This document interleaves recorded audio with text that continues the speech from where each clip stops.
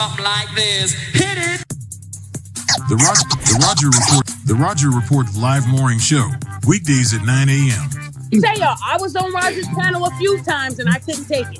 The heat. I got out the kitchen. It was hot. I was sweating. I had to get out. He's Roger, and he's right. Check this out.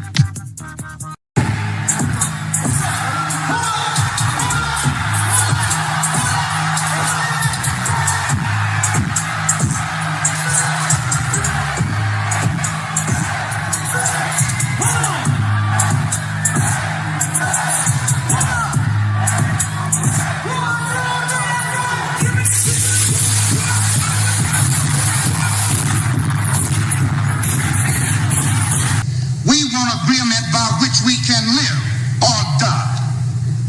You choose.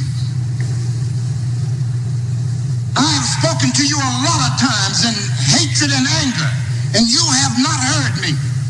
Well, you had better hear me today.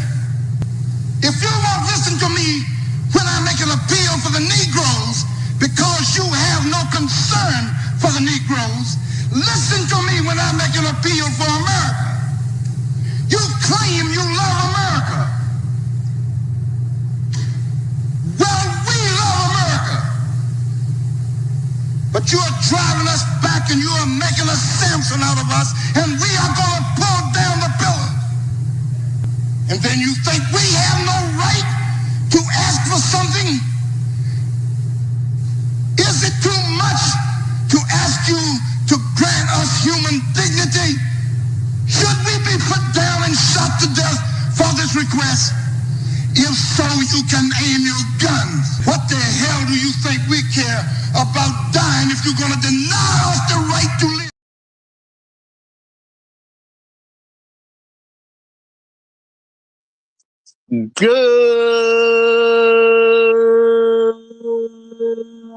Good morning, folks, and welcome to another edition of the Roger Report Live, the best show on social media.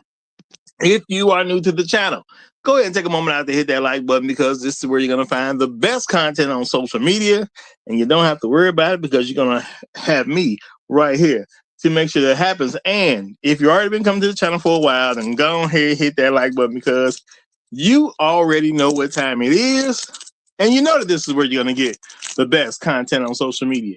It's not a mystery to you at this point. You've seen other people do it. You've even seen some people do it well. But what you have not seen is anyone do it quite the way I do it. So make sure you hit that like button. And everyone, yes, everyone, take a moment out to share the content, y'all. There are so many people who need to get great content like this, and it's just a small thing you can do to help the world be a better place. And isn't that what we want at the end of the day? Don't we want the world to be a better place? Of course you do. So share the content out.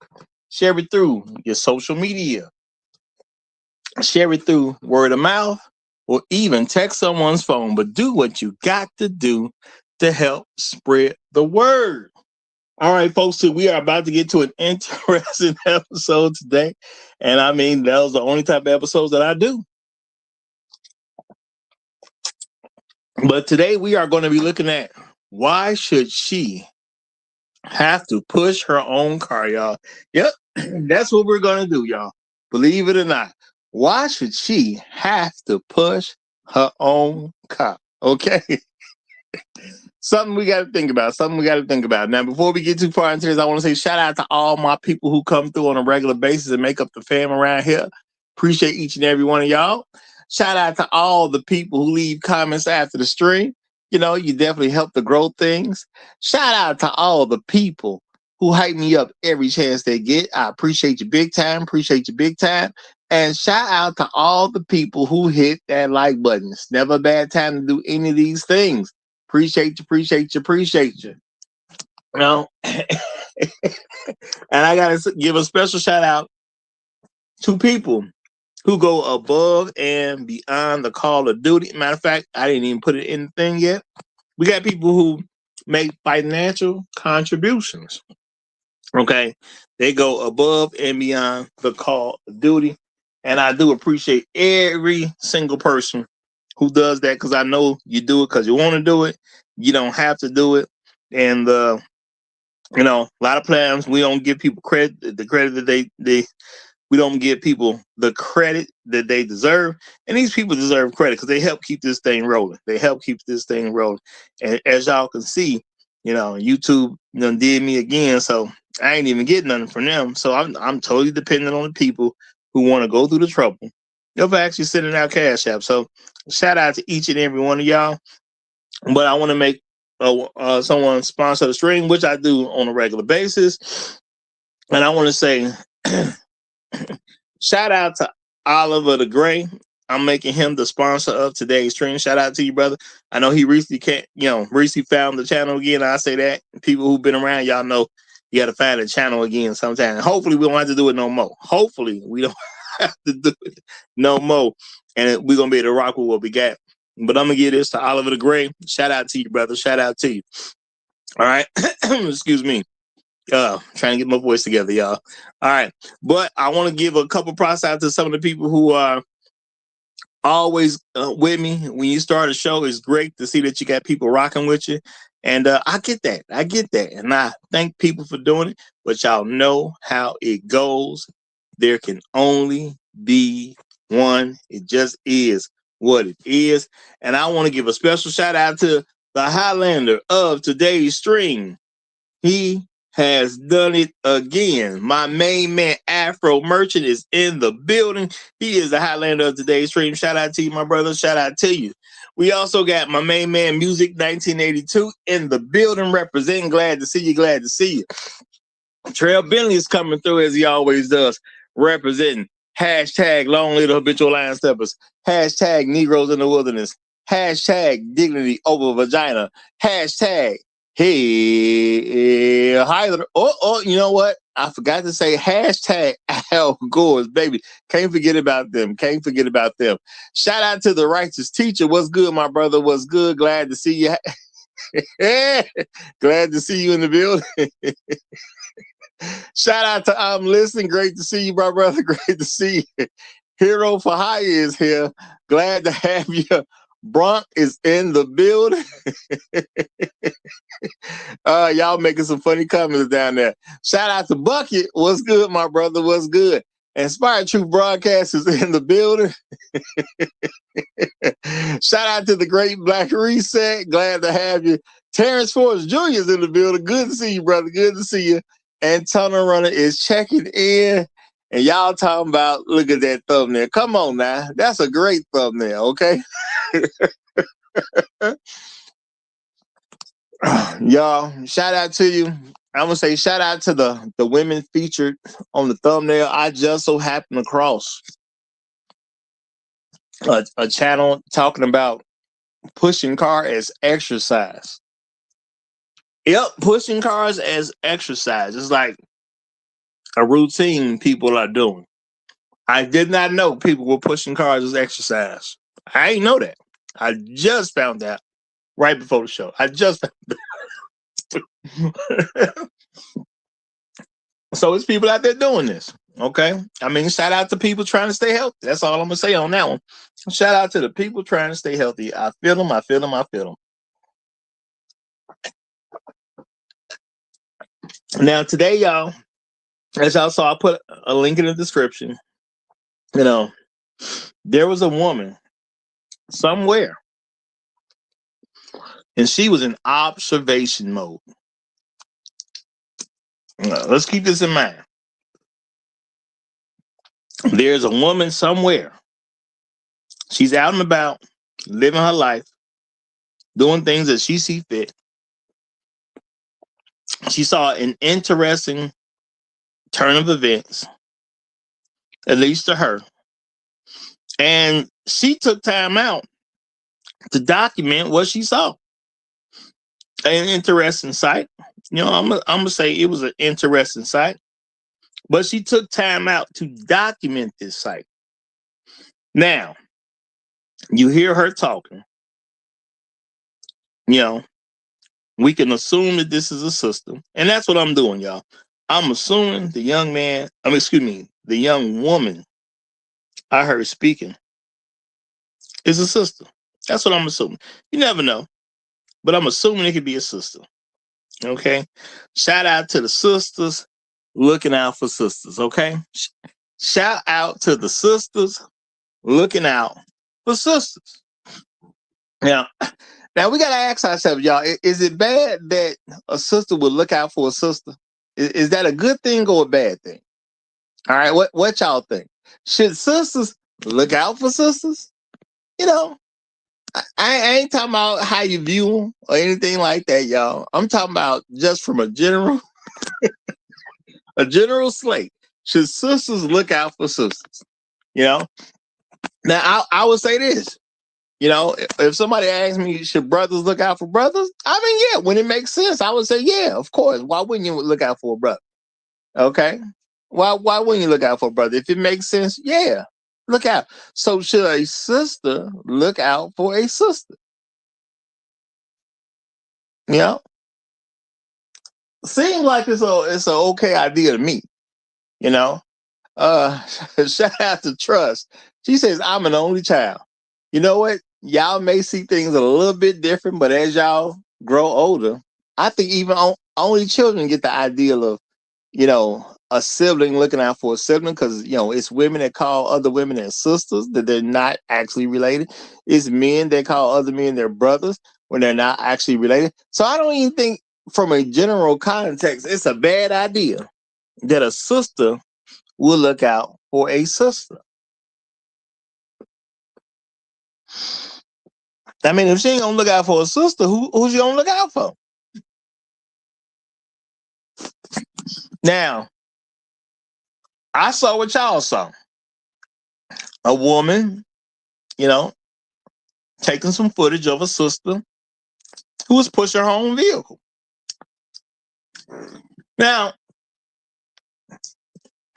first of all, let's shout out to the sister give a shout out to the sister who was pushing her own vehicle. First of all, I'm gonna be the first one to say it. If ain't nobody else said it, congratulations, sister. You out here, you're doing your thing. You showing that you can get the job done. You're not a quitter, at least not that we can tell in this clip. You know, I don't know if this was you first starting to push the car or had you pushed it for a little bit. Looks like you're in an intersection. And, you know, shout out to you for keeping it going. I mean, you're nowhere near the speed limit. You know, I see the speed limit posted at 35 miles per hour. You're not moving at the speed limit, but you're making something happen. And if y'all look real close, y'all can see the wheels are actually turning. Okay, she's getting something done. Okay, if you know, some people want to make fun of folks in these type of situations, but she getting something done. Them wheels is turning. Okay, she making it happen. So first of all, let's say shout out to the sister for handling business the way she should handle business. It's her car. Okay, she's in the middle of an intersection. The best thing to do if your car is in the middle of an intersection is probably more than likely the safest or one of the best things you can do is get your car out the middle of the intersection. Let's handle that first, y'all. It is probably a smart idea to get your car out the middle of an intersection. All right. She got on a nice little outfit where she got her she got a like she got her shoulders out. You know, she got the little tight shorts on. You know, like it's a really hot day out there, and if it's anything like the days I've been seeing, I'm pretty sure it is a hot day out there. You know, hey, maybe she was going to the gym. Maybe that's what it is, y'all. Maybe she was on her way to the gym and this happened, or maybe she just came from the gym and this happened.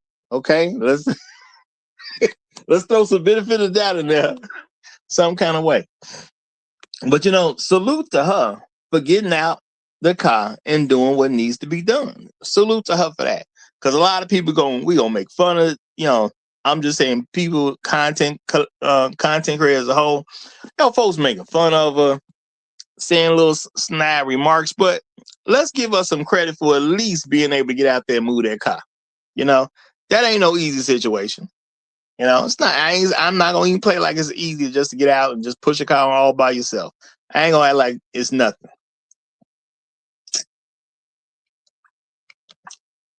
Now, I am going to say shout out to the sister who painted this little narrative, whoever it was that pulled up on her and got this good view and just recorded from the safety of their own vehicle. Now, you can see by the recording, if you look at the bottom of the recording, when the recording first starts, you can see that this particular person is inside of their own vehicle and didn't do diddly. Okay, you can see that. It's no surprise. Well, at least to me, it's no surprise. But I don't want anybody to mistake or what's going on. And when the video first started, if you look at the bottom of the screen, you can see that the person recording is in a vehicle. Okay. Now, y'all know how people do with clip this and clip that and, overlay this and overlay that. But it sounds like it was a sister that was recording this information. And it very much looks like it was sister in the comfort of her own vehicle. So she wasn't in the sun. More than likely, she got the air conditioner on. She chilling, doing whatever it is that she doing on this beautiful day to do it. Hey, thank God it was a lovely day when this happens, y'all. First of all, let's thank God this is a lovely day when this is happening. It's not raining. It ain't snowing.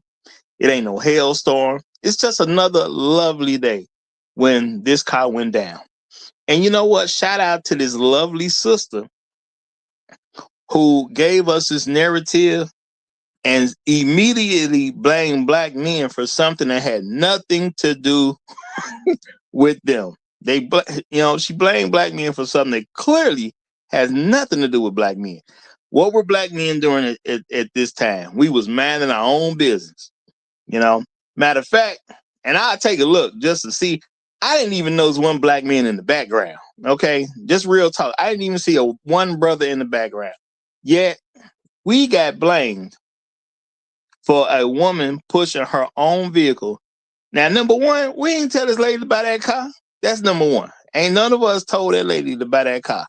She bought that car because that's what she wanted to do.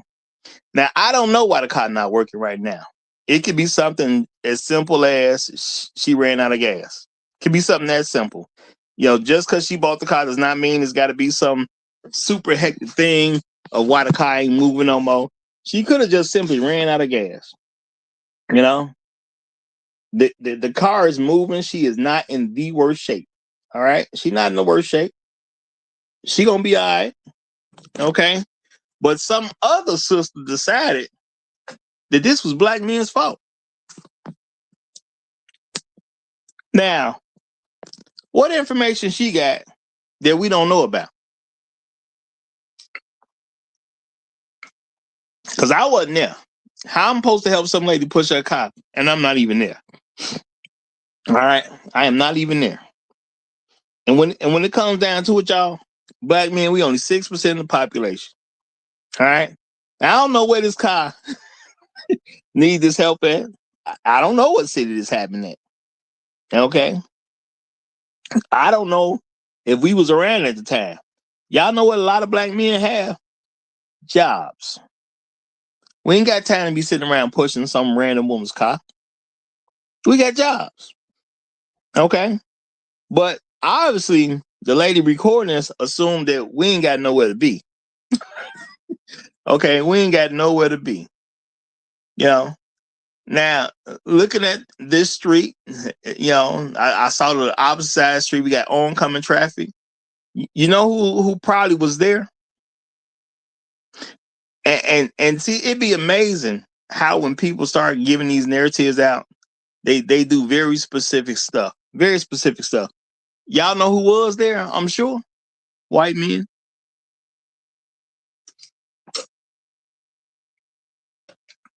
She didn't say nothing about them, though. I'm sure it was some white men there. She did not blame white men for this black woman having to push her own car. And she said, we got to do better. You ain't sound like no brother. What you mean we got to do better?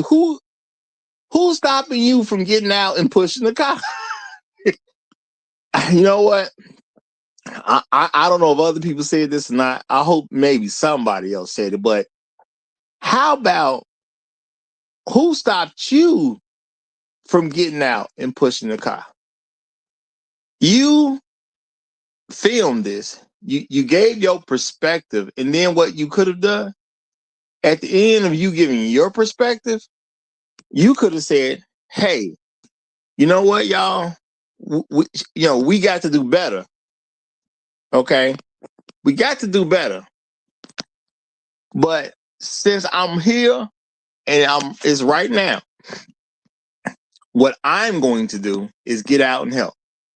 Yeah, I'm gonna start recording so I can get out and help this lady. That's what I'm gonna do. Cause I see a sister in need.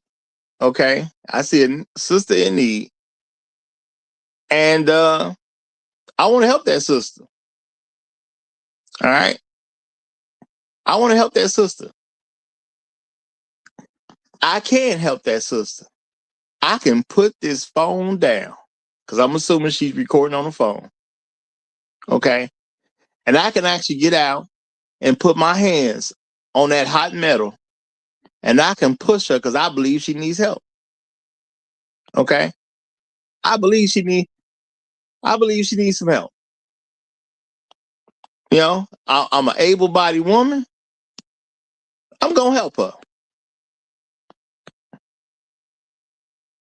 Yeah, and she could have done that, y'all. You know, she could have did that, but did she choose to do that? No, what she did was she started assigning blame to brothers that ain't got nothing to do with this situation.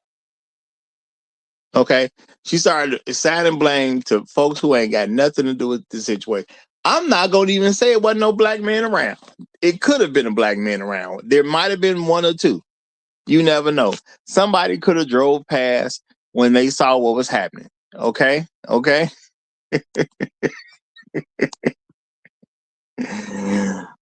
But why do you assume black men ain't got nothing to do, y'all? I could have saw this lady. I know the last lady I saw. I told you I was on the expressway. The last lady I saw who needed some help, man, I just kept going, man. I'm just keeping it real. I just kept going. Okay. I might have even been on my way home. Now I might have been going somewhere. I don't remember, but I saw a lady, a few months back. She was on the expressway, and she was over to the side. She had the emergency lights on or something. I know it was something wrong with her situation, but I just drove past. I didn't feel like helping, man. I just didn't feel it wasn't a good, convenient time for me to help. That's what I remember. It wasn't a good, convenient time for me to help. So maybe I wasn't going home. I probably was doing something. Probably had somewhere to go, had places to be. But guess what, y'all? It's a lot of black men who got places to go and play. You know what I'm saying? They got places they need to be. They got errands they need to finish. A lot of black men have what we call, we used to say this back in the day, they got a honey-do list. It's a list that a woman was putting together. So when her strong black man got off work or whatever, who came home to visit, or who came to visit, or maybe he already married, lived with the woman, whatever, woman will give him a list of things that she need done. And black men ain't tripping about this. We understand things got to happen. And sometimes we get a honey-do list. Now, what I look like pulling over, and I'm in the middle of a honey-do list. I'm running these errands so our household can run smoothly. Okay? And you want me to pull over? What about the honey-do list? So you want my woman to wait behind you while I help some random stranger? I don't know about this. Okay? I don't know about this. I don't know if this is right. Okay? Shout out to Buck. He said, you kept going? Dr. Umar's going to be mad at you, Roger. Hey, man. Sometimes you just got to be mad. It is what it is. Sometimes you just got to be mad. But at the end of the day, this is not my fault. And this is not my problem. Y'all, how do I know she ain't did a responsible thing? Now, maybe I'm thinking it's something simple. She just maybe ran out of gas, just wasn't paying attention. Okay. How do I know she ain't already picked up the phone and called her man? Now, my thing is, I ain't tripping about the man who didn't do it. Now, if I had time, maybe I was not in the middle of doing a honeydew list myself, because, I can't put my woman behind her. I got to keep my woman up front, right? You know what I'm saying? I can't not do the honeydew list to help her. That don't make sense, right?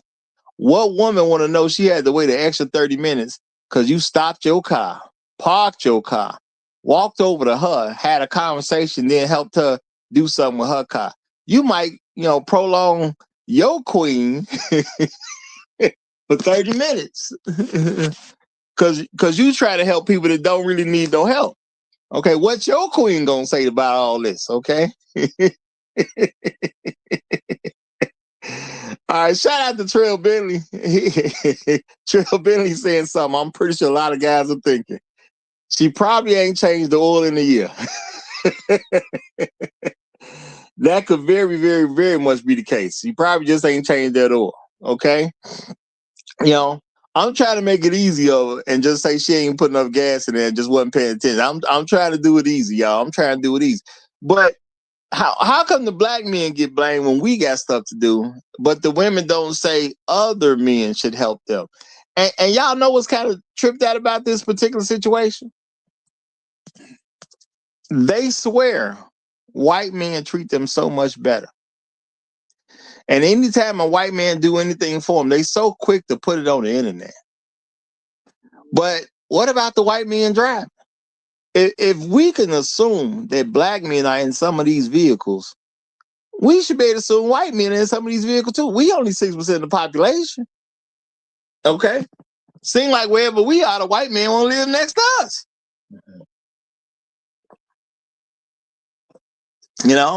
And not only do they throw white men in our face, they throw Hispanic men. They'll throw Indian men. Heck, if it was guys from Venus, they throw him in our face.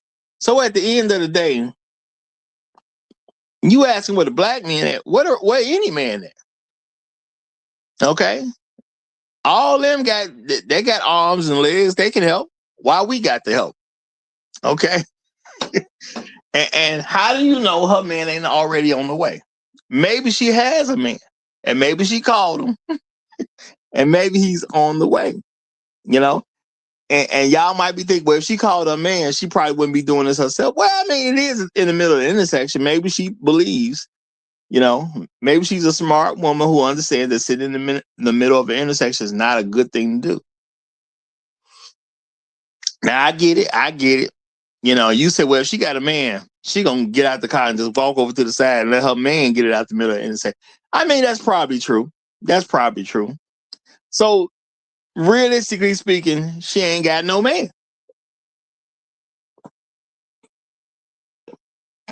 I ain't saying I'm right, but if I got to bet my money, I ain't betting she got no man. More than likely, she ain't got one. Because let's be realistic. If my woman calls me up and tell me, baby, I am in the middle of the intersection, the car's not running. Now, I'm going to be nice and say she just ran out of gas, y'all. That's what I'm going to do. Baby, I made a mistake and I ran out of gas and the car is in the middle of the intersection. Now, what would I tell my woman to do? Depending upon what I'm doing. Now, if I got time to make it over there, I would just say, well, baby, if it's in the middle of the intersection, you need to go on to the, go to one of the blocks and wait or whatever the case is. Or, I ask her, does she have a gas can or something like that? Go fill up a gas can. Give her some busy work to do. Not necessarily busy work, but if I know she's going to, depending upon where the gas station is, can she just go get a gas can and fill it up? By the time I get there, maybe everything's okay. All right, I don't know. But I'm not going to tell my woman just to hang in the middle of the intersection. I'm not going to tell her to push the car on her own. But you know what? There's a lot of choices that we can make here. A lot of choices. But the choice that was made was to blame black men, even though we don't necessarily have anything to do with this. And I'm going to say, y'all, You know what? I'm gonna hold my tongue. I'm gonna let these other two guys get in, y'all. I got two guys that I'm bringing on the panel. I'm gonna actually let them get in first before I say anything else. It's a beautiful day when this happened, though. You know, shout out to God for not letting it be. You know, it ain't raining on her, it ain't hailing, it ain't snowing. Y'all see how she dressed? This is a pretty good day. She should be absolutely fine. I don't understand these cries for help about what black men are supposed to do. I mean, nobody wants car trouble. But if you got to have car trouble, this is one of the best days to have car trouble on. Real talk. But let Mr. Z get in here. He was first up, and then we'll give it to Turn Around in a moment. Mr. Z, you got the flow. What you want to do with this, brother? Thank you for having me up, Rod. Shout out to Tunnel Runner. Um, um, Shout out to the chat and whoever's gonna come up on the panel afterward. I wanted to read a few definitions and then get into my commentary. Oh, They're short, right? You already know where we're going. They short. I put some of them in the comments already. And shout out to the Roger Report, right? And so we'll just start off with individual. An individual means a single person, animal, or thing separate from a larger group. Separate from a larger group. Okay. Single. The word single primarily means one only, unmarried, or individual. Okay, once again, single. The word single primarily means one only, or unmarried, or individual. Independent. Independent means free from outside control, not relying on others for support, and able to stand alone. Ooh, say that again, Z. Independent means free from outside control. All right, then, not relying on others for support and able to stand alone. Freedom. Freedom is the power or right to act, speak, and make choices without unfair limits or control. Okay, fine. Autonomy. Autonomy is the quality or state of being self governing, independent, and free to make your own choices. And my favorite one, y'all know I love bringing this one up, negative liberty. Negative liberty is the absence of external obstacles, constraints, or interference from other people or institutions. Now, dear ladies, y'all done wrote books, songs, movies, television shows, articles telling us how free, independent, how you want your autonomy, how individual you are, how you don't want to be under black men's leadership. Now, let's be clear. Mr. Z has helped women I don't know push their car before. I have changed batteries for women. I have held doors open for women. Mr. Z is only 5'9". I done reached to the top shelf for women before. These are women I don't know, wasn't romantically involved with, wasn't trying to get their number. Mr. Z has done that, and I suspect I will be doing that in the future. Now, that was because I wanted to. There is no more social obligation. Dear ladies, when you burnt, blew up, tore up, torched the social contract, this is what happens. Now, would Mr. Z have gotten out of his car to help the young lady? Maybe. Shout out to the Roger Report. Or I could have just been, look, I got somewhere to go. I'm sorry, young lady. I skirt. Right? It is possible. But this idea of this kind of like social cohesion and this obligation of men, particularly black men, to help a damsel in distress or a black woman who might be in need, we're no longer in that era. Lady, this is the other side of the social contract that y'all torched. So you can call the young men, the men, excuse me, the black men sassy. You can insult their manhood, masculinity, their sense of obligation. What obligation? Right? I read the definitions for these words to proclaim and exclaim. Ladies, when you said you wanted all of these things, did you know what you were signing up for? And even if you didn't, once again, shout out to the Raj Report, you got to be held responsible for what you choose to believe in. Y'all sing the songs, y'all dance to the music, y'all wrote the articles, and this is what it looked like. It looked like one of your young ladies pushing her car in the middle of the road with men at the stoplight looking and be like, well, I got other things to do. Maybe I don't got other things to do. I just don't want to do it. And I'll pause right there. Thanks for having me up, Raj. Appreciate y'all. We got a new guest up, and I'm gonna bring it right to the new guest first. Okay, we have a Mr. J. Matt in the building. And let me say this: I'm gonna read the rules of engagement right before you get started, Mr. J. Matt. Yes, okay, sir. I'm gonna let you go next. And if you've been watching the show, you should have seen this once or twice before. Y'all, the rules of engagement on the Roger Report Live: no talking over the host. That would be me. Okay. Number 2, stick to the subject of the show. Y'all may want to talk about a lot of different things. We don't care about that. We care about this today. Okay. Number 3, be respectful to others as they speak. Everyone is afforded. Well, this is number 4. Everyone is afforded a 2-minute uninterrupted opening statement. Use it wisely. Mr. Z just got his in. Number 5, different opinions are welcome, but you must remain respectful at all times. Number 6, keep the cursing to a minimum, y'all. I would like people to be able to watch this, even underage people, but it is an adult show, so it's about an adult making a decision that their underage youth can listen to this, and I would like them to be comfortable with them doing so. So that's what the rules are.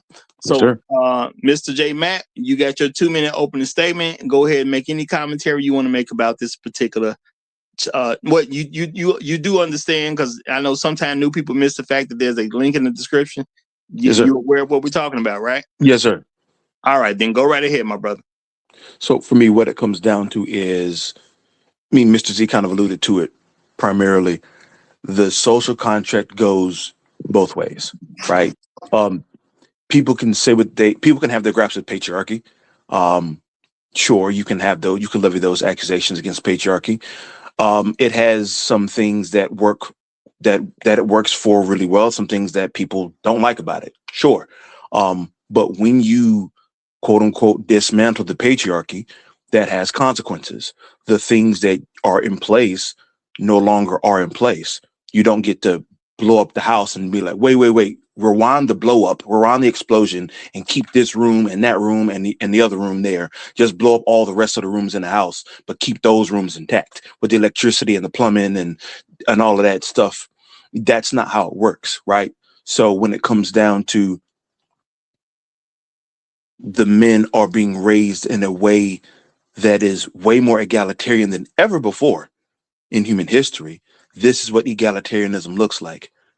A woman being on the side of the road and, maybe they don't believe she's strong and independent. She can do it herself. But, we're taught that, don't infringe upon a woman's right to do anything or ability to do anything. And like, you don't have to, how do I say this?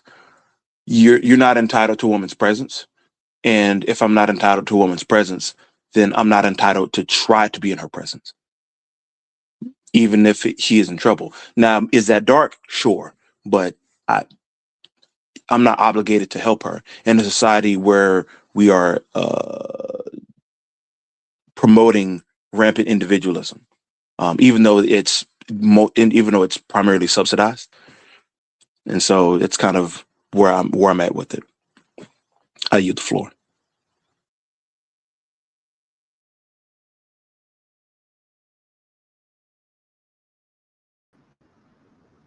Go ahead, Tony Owner. I guess Rogers is preoccupied. Okay, yeah, I just read that. Hold fast. No. You know what? I wasn't preoccupied. I didn't turn. I had my mute on. My bad. We got our Ivy League in the building. Ivy Leaguers in the building. So of course he takes precedent. I'm gonna say because I didn't say it. Welcome to the show, Mr. J Mac. Okay, welcome to the show. Thank you, man. And we're gonna turn it over to Where is the Bear Nigga? Where is the Bear Nigga is here, so he, of course, he gets our Ivy League. I'm sorry. Go ahead, brother. Go ahead. Okay. Shout out to Roger. Shout out to the panel. Shout out to the chat. There was a survey a few years back.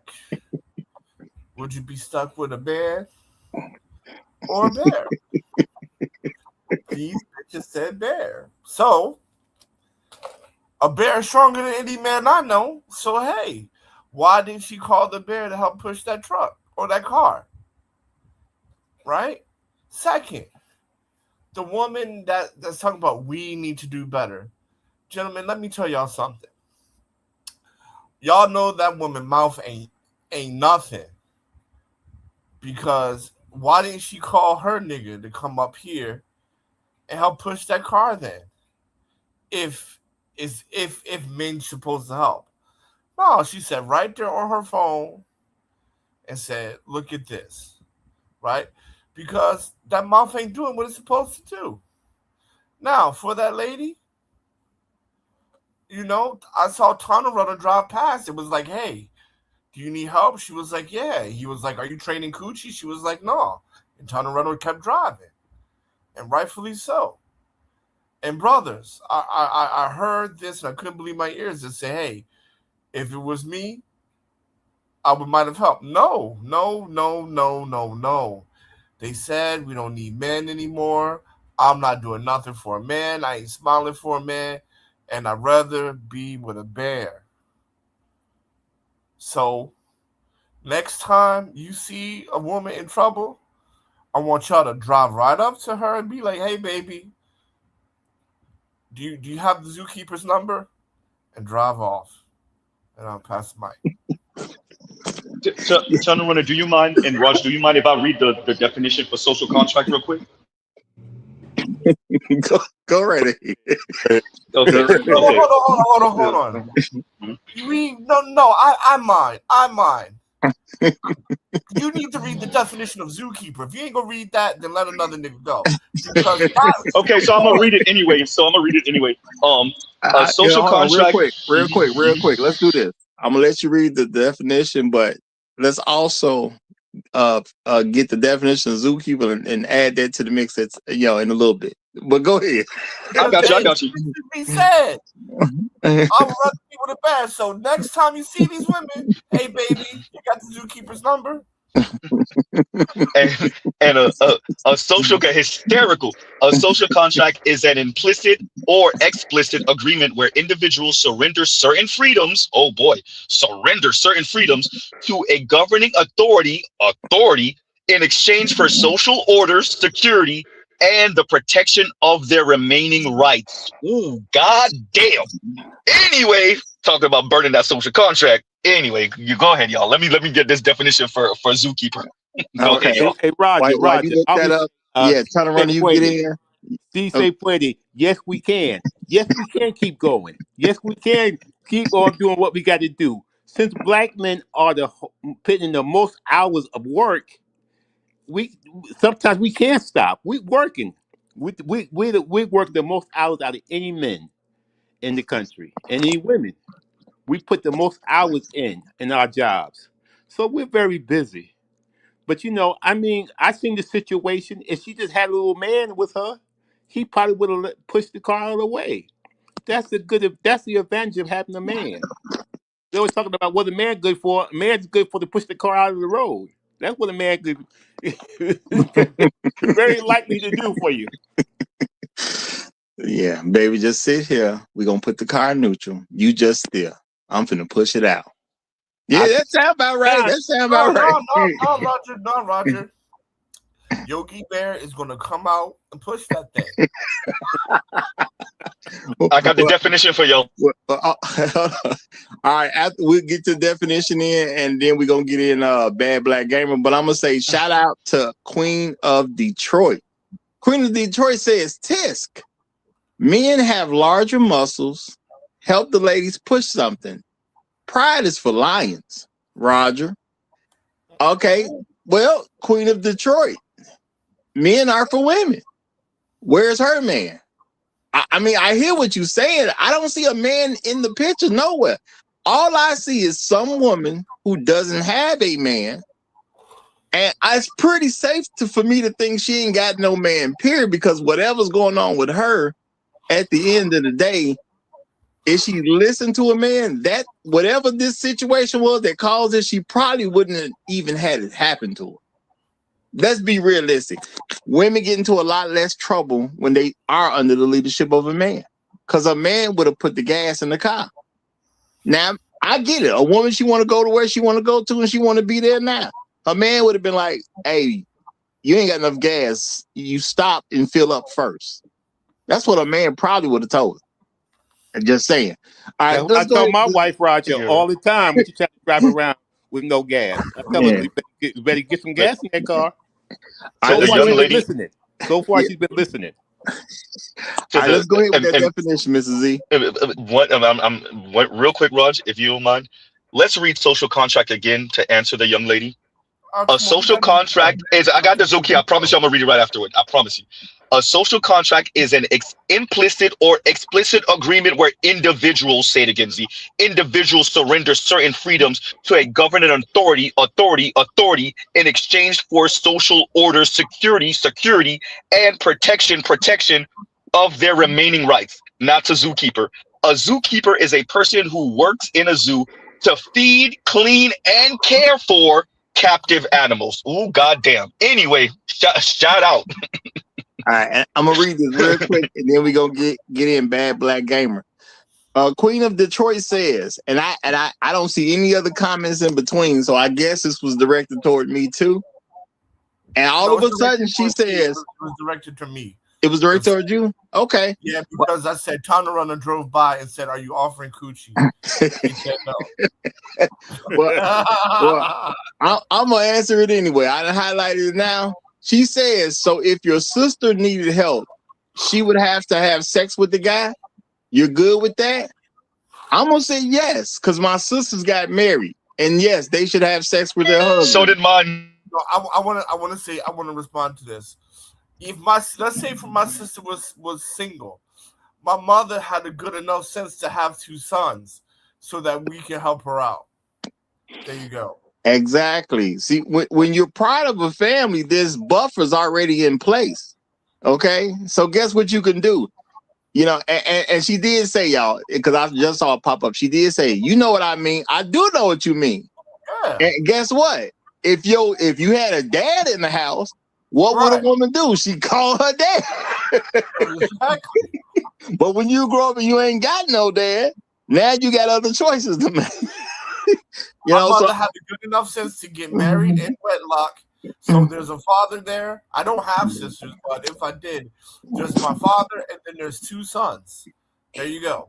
My sister had a dad and brothers to call on if she got in trouble.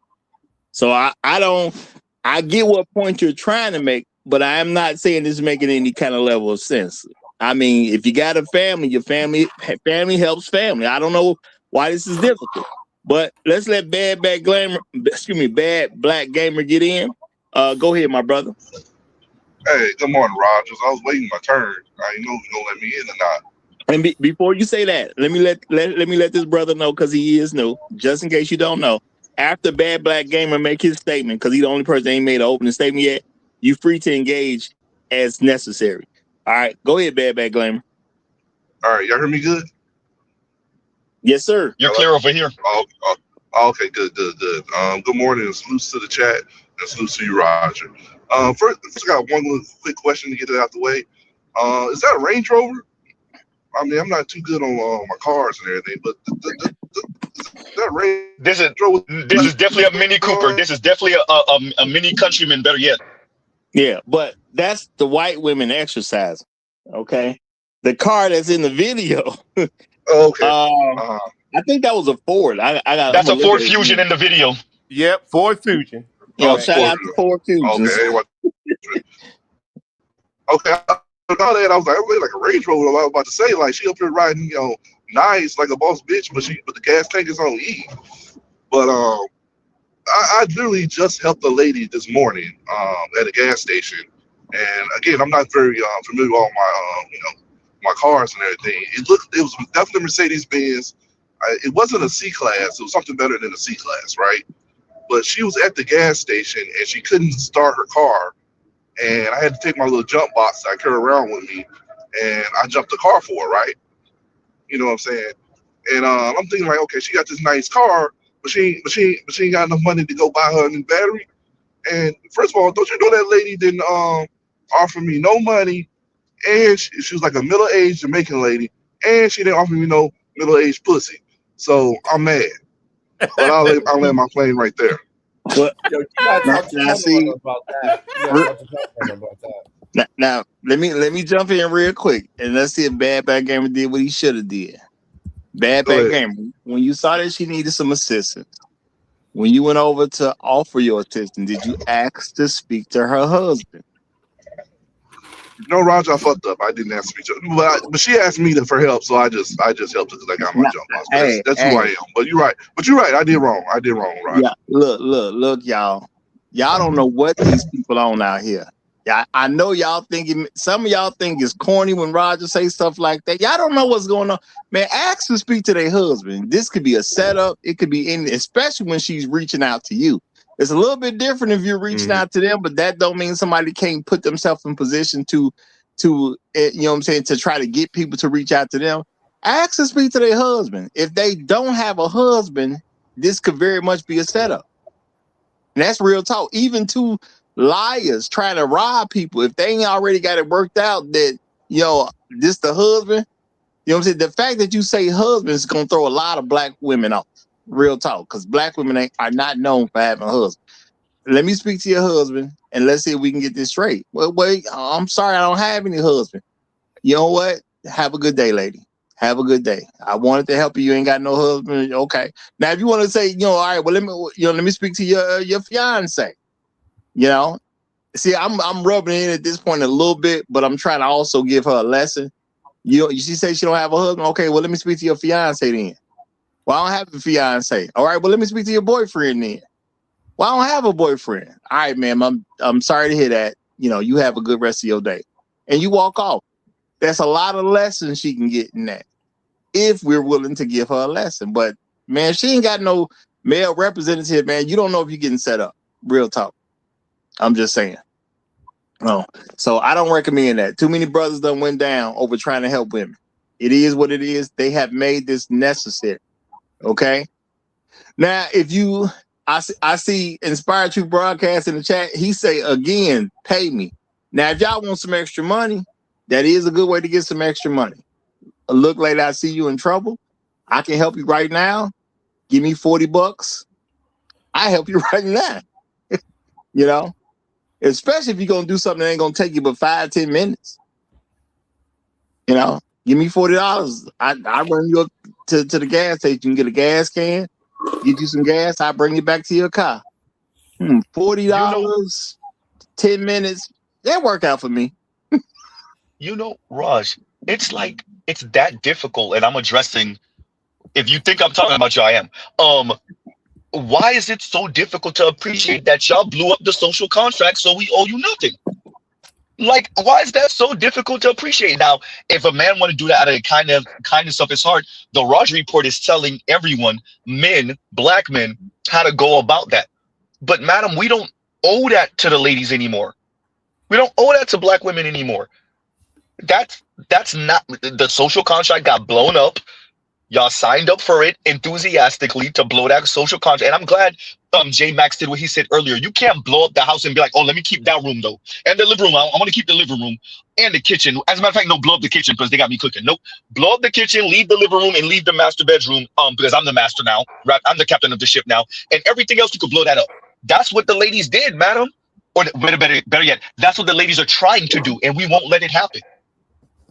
Well, I'm gonna say I think part of this is our fault because we're not charging. If you want them to respect you for what you do, charge them money. Okay? In psychology, sorry. No. I'm just saying that, you know, if you want people to respect your craft, you charge them for it. Yes. You know, and it's a very easy thing to do. You know what, ma'am? I see you having some trouble. I can take you to the gas station, get you a gas can, you know, let you fill it up, and I'll bring you back to your vehicle. Just give me $40. Why am I saying $40? Not enough to really be like trying to stick her, but enough for her to learn the lesson on. You know what I'm saying? People gonna remember $40. Yeah, it just is what it is. They're gonna remember $40. And in psychology, it's called. Sorry. No, I'm saying go ahead. Yeah, in psychology, it's called stimulus operant conditioning. Everybody who took a psych class, Psych 101 in college, knows this. You reward behaviors that you want, then you do not reward, or you associate behaviors that you don't want with some sort of reprimand of some sort. Now, black men historically have done nothing in terms of bad behavior. We just been like, oh, that's just what mama does, and let's let it go because mama is who mama is. Shut up and just let her do what she want to do, even if it means hitting you, berating you, whatever. Well, like you said, what we need to start putting, if you want these sort of behaviors, if we want to stop these certain behaviors from them, these sort of expectations or these sort of restrictions placed on us, we have to be like, no, this is not what's happening. Here's what's going to happen if you want that. Now, if you don't want this, if you don't want to pay the $40, here's the behavior you need to do in order for not to pay. But if you want to act the way you want to act, it's going to cost you something. You can't act bad for free. Acting bad. Corey Holcomb called it a sinning bill. They haven't really had a sinning bill. Yeah, and you know what? That's a real talk. And guess what, y'all? You could use $40. Because of how stuff is going, you probably couldn't fill your tank up right now. But you probably, if you got half a tank of bet already in, you can, you know what I'm saying? You might be able to get the full if you add an additional $40 to the gas tank. It's something. It ain't like it's nothing. It's enough to be something, and it's enough for her to learn her lesson without coming off as we just trying to get over on the person. Because be realistic, if you got instant help right then and there, wouldn't it be worth $40? And they can avoid this by having all types of roadside assistance and things like that. They can avoid all this stuff by paying somebody else a monthly charge. But since you didn't pay somebody else a monthly charge, I'm here right now. Quick $40, I get you back in the game. But Roger, that costs money they don't have. I don't have no problem putting the cape on, but I put it on for my wife.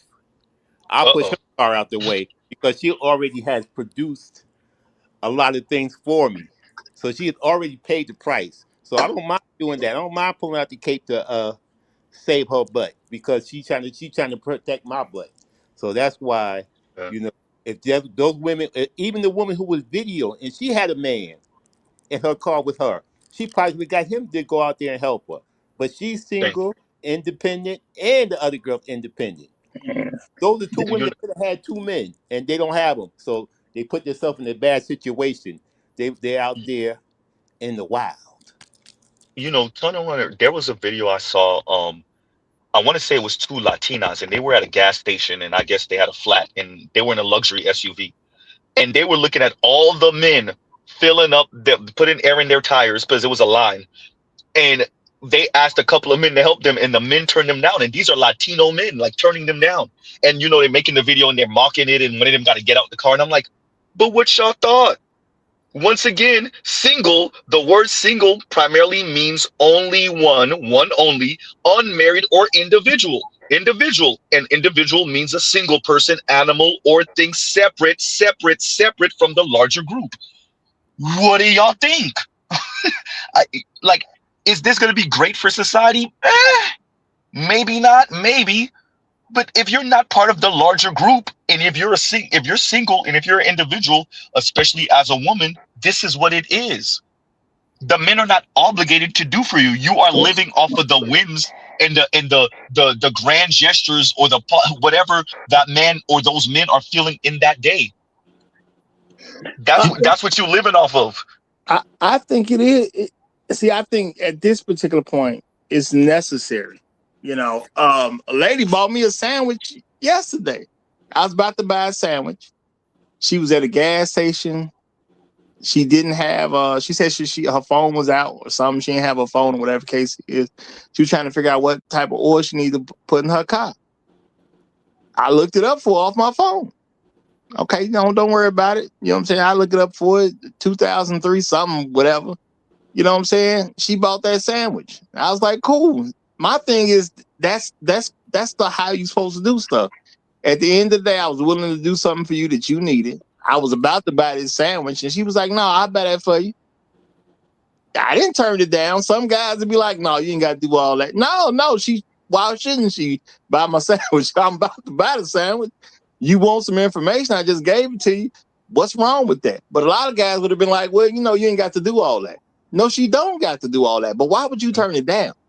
No, but Roger, no, Roger, no. She do. need to do all that.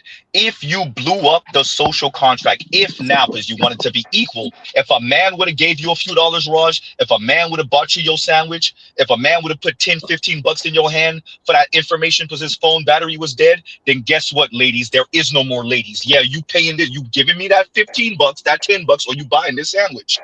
No, it is right. That's the rules. If y'all wanted to equal, y'all got to eat all of it. Y'all don't just get to keep one foot in and one foot out. Ain't no patriarchy by feminist specifications. Nope. Pay for this sandwich or give me that 10, 15 bucks. And what I'm saying is men got to be comfortable with charging. Okay? You got to be, you can't tell her it's okay, you don't need to do it. Because now you're not comfortable charging. Why shouldn't she pay? Okay? Why shouldn't she? Are you not worth being paid? You know, and I'm not even asking for a lot. If I meet a woman on the road and she just needs to go get some gas, $40 is not a lot of money. It's just enough money to create impact. It's enough money for it to be a memory. Okay? It's enough money that even if she turns it down, she'll tell other people, this guy tried to charge me $40. It's enough to matter. It ain't too much, but it's enough to matter. A woman needs to understand when she runs into trouble, you need to have money to take care of your troubles. Men get this. We don't lose a tie and expect somebody to come to us for free. We don't do that. We know what time it is. It's time to get on your grind or spend some of that money that you already got because you already put your grind in. Women need to run into the same thing if you want them to be different. That's what I'm saying. Now, this lady here, the lady pulled up, got great footage, showed us exactly what was going on. She never got out that car to help that lady. Why she didn't get out? You saw it. You had time. You stopped what you was doing to get a good recording over. How come she didn't get out to help that lady? Emphasize on what you're saying, Raj, and I see where you're going. I'm gonna follow behind you. Look. Hey, all of that talk of this female friendship, the women looking out for other women. She's recording her. I get what you say. Recording her and shaming the men instead of getting out and pushing from the back while the girl pushed from the door. There's a funny in there. But yeah, no, I agree with you, Raj. And it goes to what is gonna happen and what is already happening. And Exhibit A, right, which is the young lady is watching her, whatever lady it is in the car, is watching her while giving her commentary. You're not going out to help. You're trying to shame random black men to fall from the goddamn sky and help this young lady instead of you doing it for yourself. Bro, you trying to shame me, and I was not there. And based on what I can tell, you was sitting in your air conditioner vehicle observing the whole thing. Lady, you was there. You in your car. You probably got your air conditioning on because I see how the other young lady is dressed. It's probably a hot day, and I know it's been some hot days lately around here. I've heard of hot days going across the country. I don't know where she happened to be. So I get it. It's a hot day. Ain't no better day to help a lady push her car than the day she was recording on. Put money that was the Midwest or the South, and it's burning hard in the Midwest and the South. I put money, that's where they at. It looked like Georgia to me. Yeah. I bet wherever it was at least 80 degrees outside. The girl pushed the guy, got her little outfit on. She got her little shorts and she got a little tank top type thing going on where she trying to show her body off and all that. That was a great day to help that lady. But you trying to shame some random guy on the internet who not there and you right there. The Raj Report, Inspired You says, shame me into free labor. Exactly. Shout out to the Inspired You. Try to shame me into free labor. Mind you, I don't know if I would have helped. But I do appreciate that that's not the era we're in where you can't call that on me anymore, or any black man for that matter. And that's a woman's doing. As Dave Chappelle said it, chivalry is dead and women killed it. Y'all killed it. You can't pick and choose. This is not a la carte. That's why I say patriarchy about feminine specifications. We're not going. We're not. It's insulting, quite frankly. Go ahead, Ross. My thing is, this is exactly what was supposed to happen. You ran out of gas, and I'm making an assumption she ran out of gas, y'all, because I don't know what was really wrong with the car. But hopefully, see, I ain't even trying to wish bad on her. I ain't trying to say, stuff stopped working and she got to replace it. So I'm just, hey, maybe she just need a little gas. I'm trying to even be nice to her, just say it's just gas. But at the end of the day, man, this was supposed to happen. Your man is supposed to come hook you up. All of us that weren't your man, we let you do you, and we didn't bother you. And truth be told, women are making it more and more dangerous to go up to them anyway because they like to make up stories. Yeah, this guy, he tried to make me suck his dick so he'll push my car. You know what I'm saying? Hey. See, now I got a whole situation going on because I tried to be kind to you.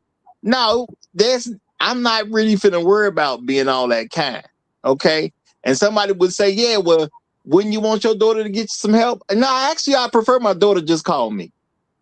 If we want to be real about it, I prefer my daughter just call me. Real talk. Because I'd rather chew her out for a good 2 hours about why she ran out of gas. Why?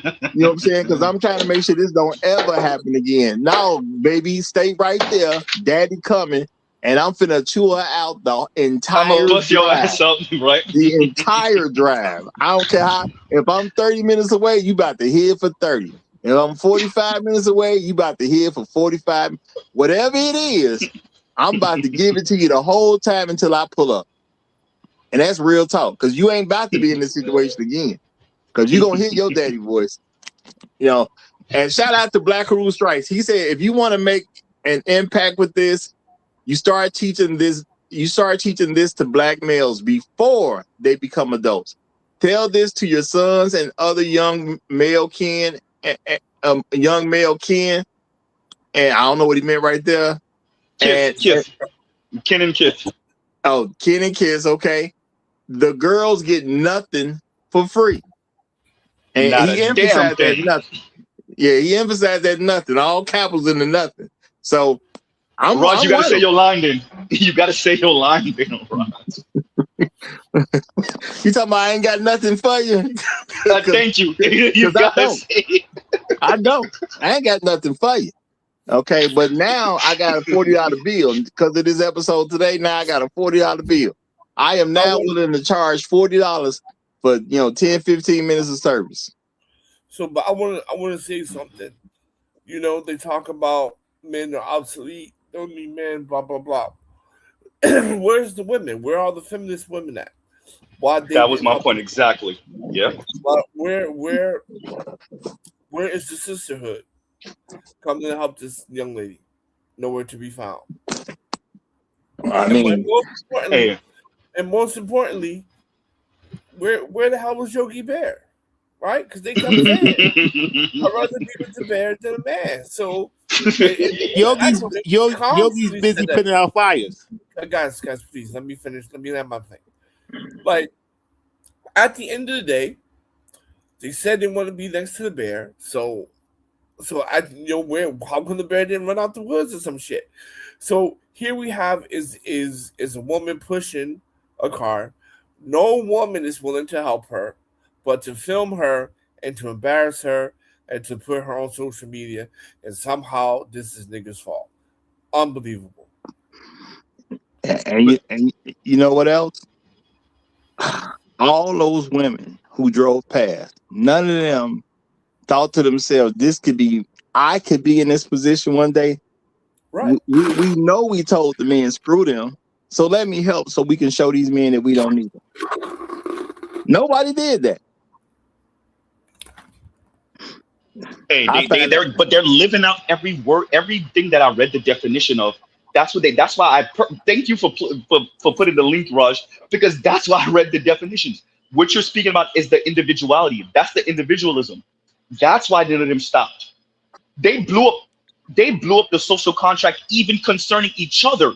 All they do online and all this discourse on TV and print media is just wax poetic of this femdom, this matriarchal ideal of helping other women. They're full of crap.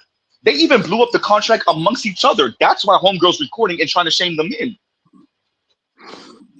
Now, I'm gonna say insanity. We did a show yesterday, y'all. We pointed out some things that are, most important to Black women. Some of the goals that are most important to Black women. We literally said blaming Black men for their problems. Is that not what this is today? One of the most important things to Black women is to blame Black men for their problems. We got a young lady who ran into a car issue. I'm going to hope for her sake that it was just her running out of gas. And what did the commentator do? Get on here and blame Black men for something that clearly has nothing to do with us. We didn't tell her to drive that car, and we definitely didn't tell her to drive it without no gas in it. And hopefully it was only a gas issue. And the reason I'm saying that, y'all, because I don't believe in reveling over other people's failures. So, it could be a much more serious problem, but I'm hoping for their sake, whoever, what I'm saying, if she happens to be involved with a man, it is just a little gas issue. Get your $10 up, put it in there, y'all good to go again. Because it could be something else that's going to cost a lot more time and energy to deal with. Raj, and that's why I'm hoping, even for her sake, that it's a gas issue too. Because I know we don't got it, and I know Black women definitely don't got it. And she looks youngish from what I can see. I know she don't got it. And that's why I'm hoping it's gas too. Well, my thing is, she could have called all her friends up and got a few ducats. Okay. Y'all know, I mean, the Roger Report uses Cash App, right? Y'all know who told me about Cash App? A woman. Okay. Everything that I've heard from anything where you can transfer money, you know what I'm saying? Women tell me those things. Why? Because they want money to be transferred to them. I ain't never heard of a service that transferred money and it didn't come from a woman. Why? I mean, I ain't gonna say because of technology. I'm gonna say I really believe it's because men don't be thinking about trying to give money away like that. All this stuff I heard from women. Because women be putting themselves in bad positions and they want somebody to bail them out as quickly as possible for them. So yeah, every time I heard about a Western Union or any of these services, a Walmart to Walmart, I've heard about a lot of different services because some woman would be begging. And I'd be like, man, I ain't got time for all that or whatever. Well, you know what you could do? You could just do this every single time. Raj, I read the definition of negative liberty is the absence of external obstacles, constraints, or interference from other people or institutions. The family is an institution. Community is an institution. These are institutions, right? So when you blow up this whole thing, or when your foremothers blew up this whole thing, right? What ends up happening to these institutions? Obviously, they disintegrate. But so now you're hoping on the gestures or the kindness, and you living and dying off of the kindness of others, of the generosity of others, instead of knowing that some man is going to stop by and help because they were raised that way, and because there's a community that backs you, and because you have family members that know people that ain't that such and such. I think that's such and such. Oh, let's stop and help her. All that's gone. All that's gone. So once again, if you swear by negative liberty, that's why I bring that word up, that term up so much. What you have to appreciate is that institution of family and community is gone. And so you push in your car by yourself, and then another woman, Black woman, is recording it and then trying to shame the men into participating in this community that got blown up decades ago. Well, go ahead. I'm sorry. I'm gonna say, the other side of this is, they don't want to be held to anything from a responsibility standpoint. They don't want to take men's leadership on, but they have always actively pushed that Black men owe them. They've actually pushed that the whole time. So the thing is, they do expect to be able to get something for nothing. And I'm just saying, this happens to be a situation where what was supposed to happen is actually happening. Now, I don't know what happened once the camera went away, but I'm gonna say in this moment, what's supposed to happen is supposed to happen. You clearly single, at least at this moment. Okay, maybe she got a man somewhere, but I doubt she got a man and she's trying to push a car out the middle of the intersection. Because what man gonna tell his woman to push the car out the middle of the intersection? That's why I'm pretty sure she ain't got no man. Okay, now she wants to do everything the way she wants to do it, and you got to pay the cost to be the cost. You got to pay the cost to be the boss. And being the boss means when you run out of gas in the middle of an intersection, get out and push. That's what it means. You know. Raj, I caught a flat at a baby shower once, and my ex was there. She sat in the car with the AC on, comfortable, right? And I changed that tire. Rest in peace, Pimp C. For those of you that never got that information from Pimp C didn't show up to that music video with Jay-Z and them. Two reasons, but I remember mentioning this before. One of it is because he caught a flat. He caught a flat with his ladies or some type of tire issue with his lady in the car, and he was just gonna leave her. This is what we do, right? Another time, when my ex, she went to the mechanic, they did the work on the car, whatever. Something happened, the car ended up breaking down a day and a half later. And I went with her the next time she went to emphasize, like, she got a man, you ain't gonna be pulling this again. And it didn't happen again. Like, this is what we do. And so when you don't have that, you just, once again, you're hoping for the positivity and the helpfulness of others and the kindness of others and the mercy of others, and maybe somebody looks out, but maybe not. And so you just out here like that's that the young lady is just out here with another woman, not even encouraging. This lady is recording her in the car and trying to shame other black men. You imagine? Yeah, yeah. Go ahead, Rush.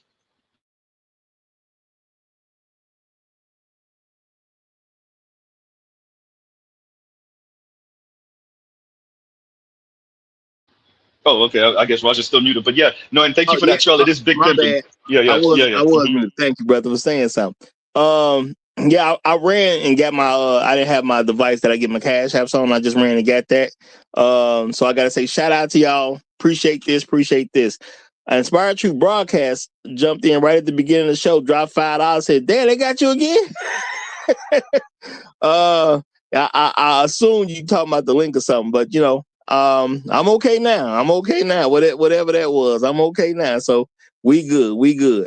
Shout out to God Ken King who dropped $5 just a little while ago. He says, "Hope you read my lying comment out loud." I'm gonna find it and I'm gonna definitely read it, my brother. I'm gonna definitely read it. No problem. No problem. Shout out to GBR, man, the Great Black Reset. He dropped 20 and just said, "Keep up the good work." You know I'm gonna do it. You know I'm gonna do it. Appreciate you, brother. Appreciate you.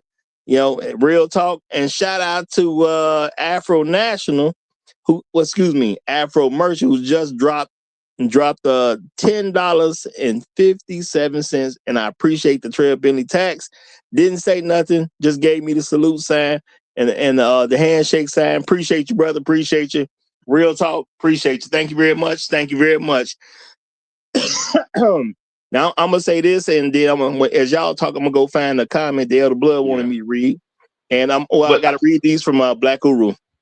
Okay. He says, "With women pushing cars in the street, you see the plus three generations of irresponsible mating. Breeding and rearing results in multiple, constant bad decision making. This cannot be fixed anytime soon." Okay. I really can't do nothing but agree with that because, this should not be an issue. And everybody's supposed to be able to call their daddy. And the right thing was supposed to happen. And daddy chew you out one good time, you ain't going to do this no more. You know what I'm saying? Let's keep it real. When daddy chew you out one good time, you ain't going to keep on doing this. Shout out to Black Who Strikes one more again.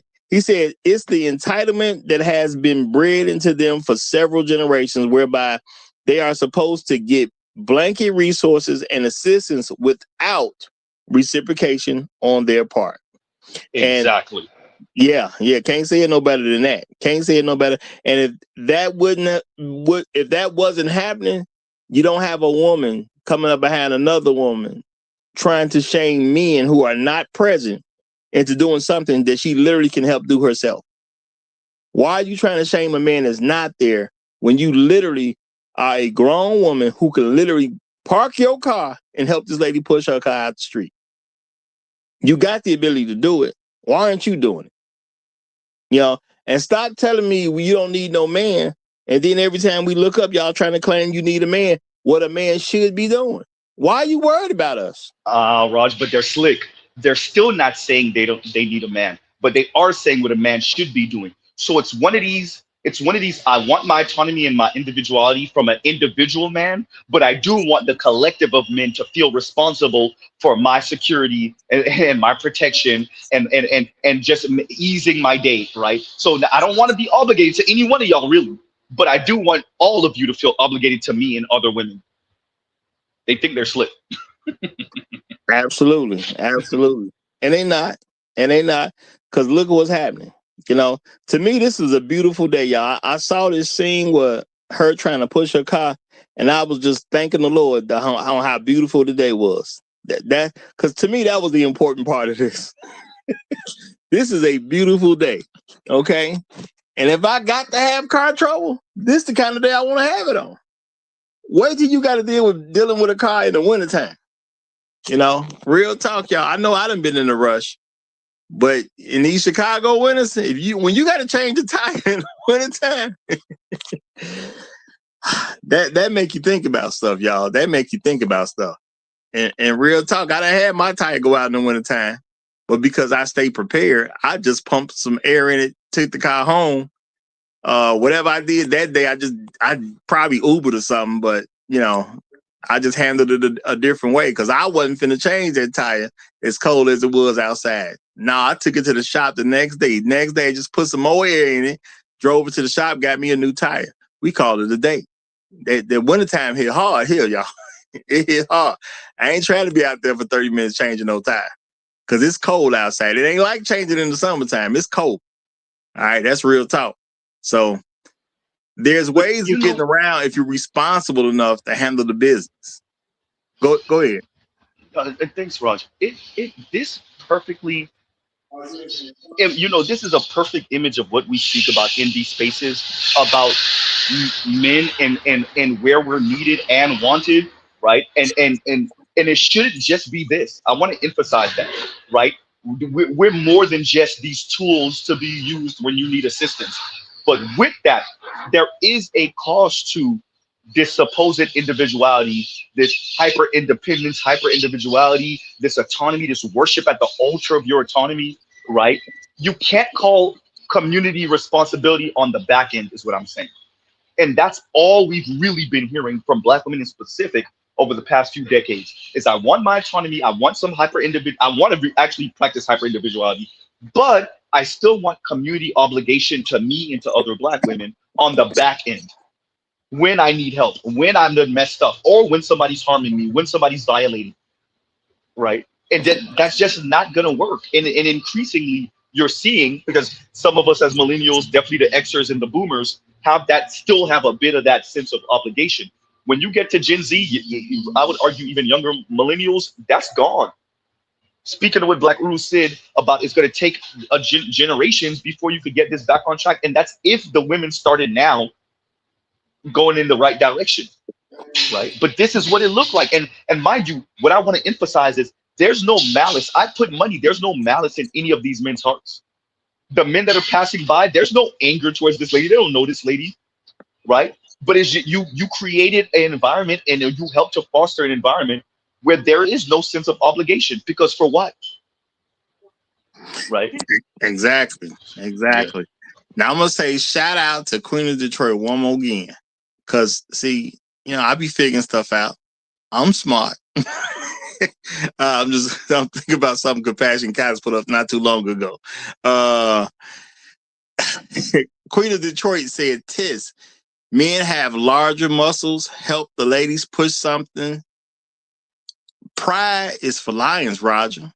And and she do got that little emoji, like the little mad emoji. I don't know what that was about. But shout out to Queen of Detroit. It's cool. I ain't tripping. And now Elder Blood said, read his he wanted us to read the comment he put with lying in. So I'm believing it's connected to that comment. Let's see what Elder Blood said. He says, lions are polygamous and have multiple wives. Lions are true kings over their prides. Lions are not their women's leaders. They are their women's rulers. Queen of Detroit, can a man be your lion? Got her Queen of ass. Detroit. Okay, man asked you a question. Okay.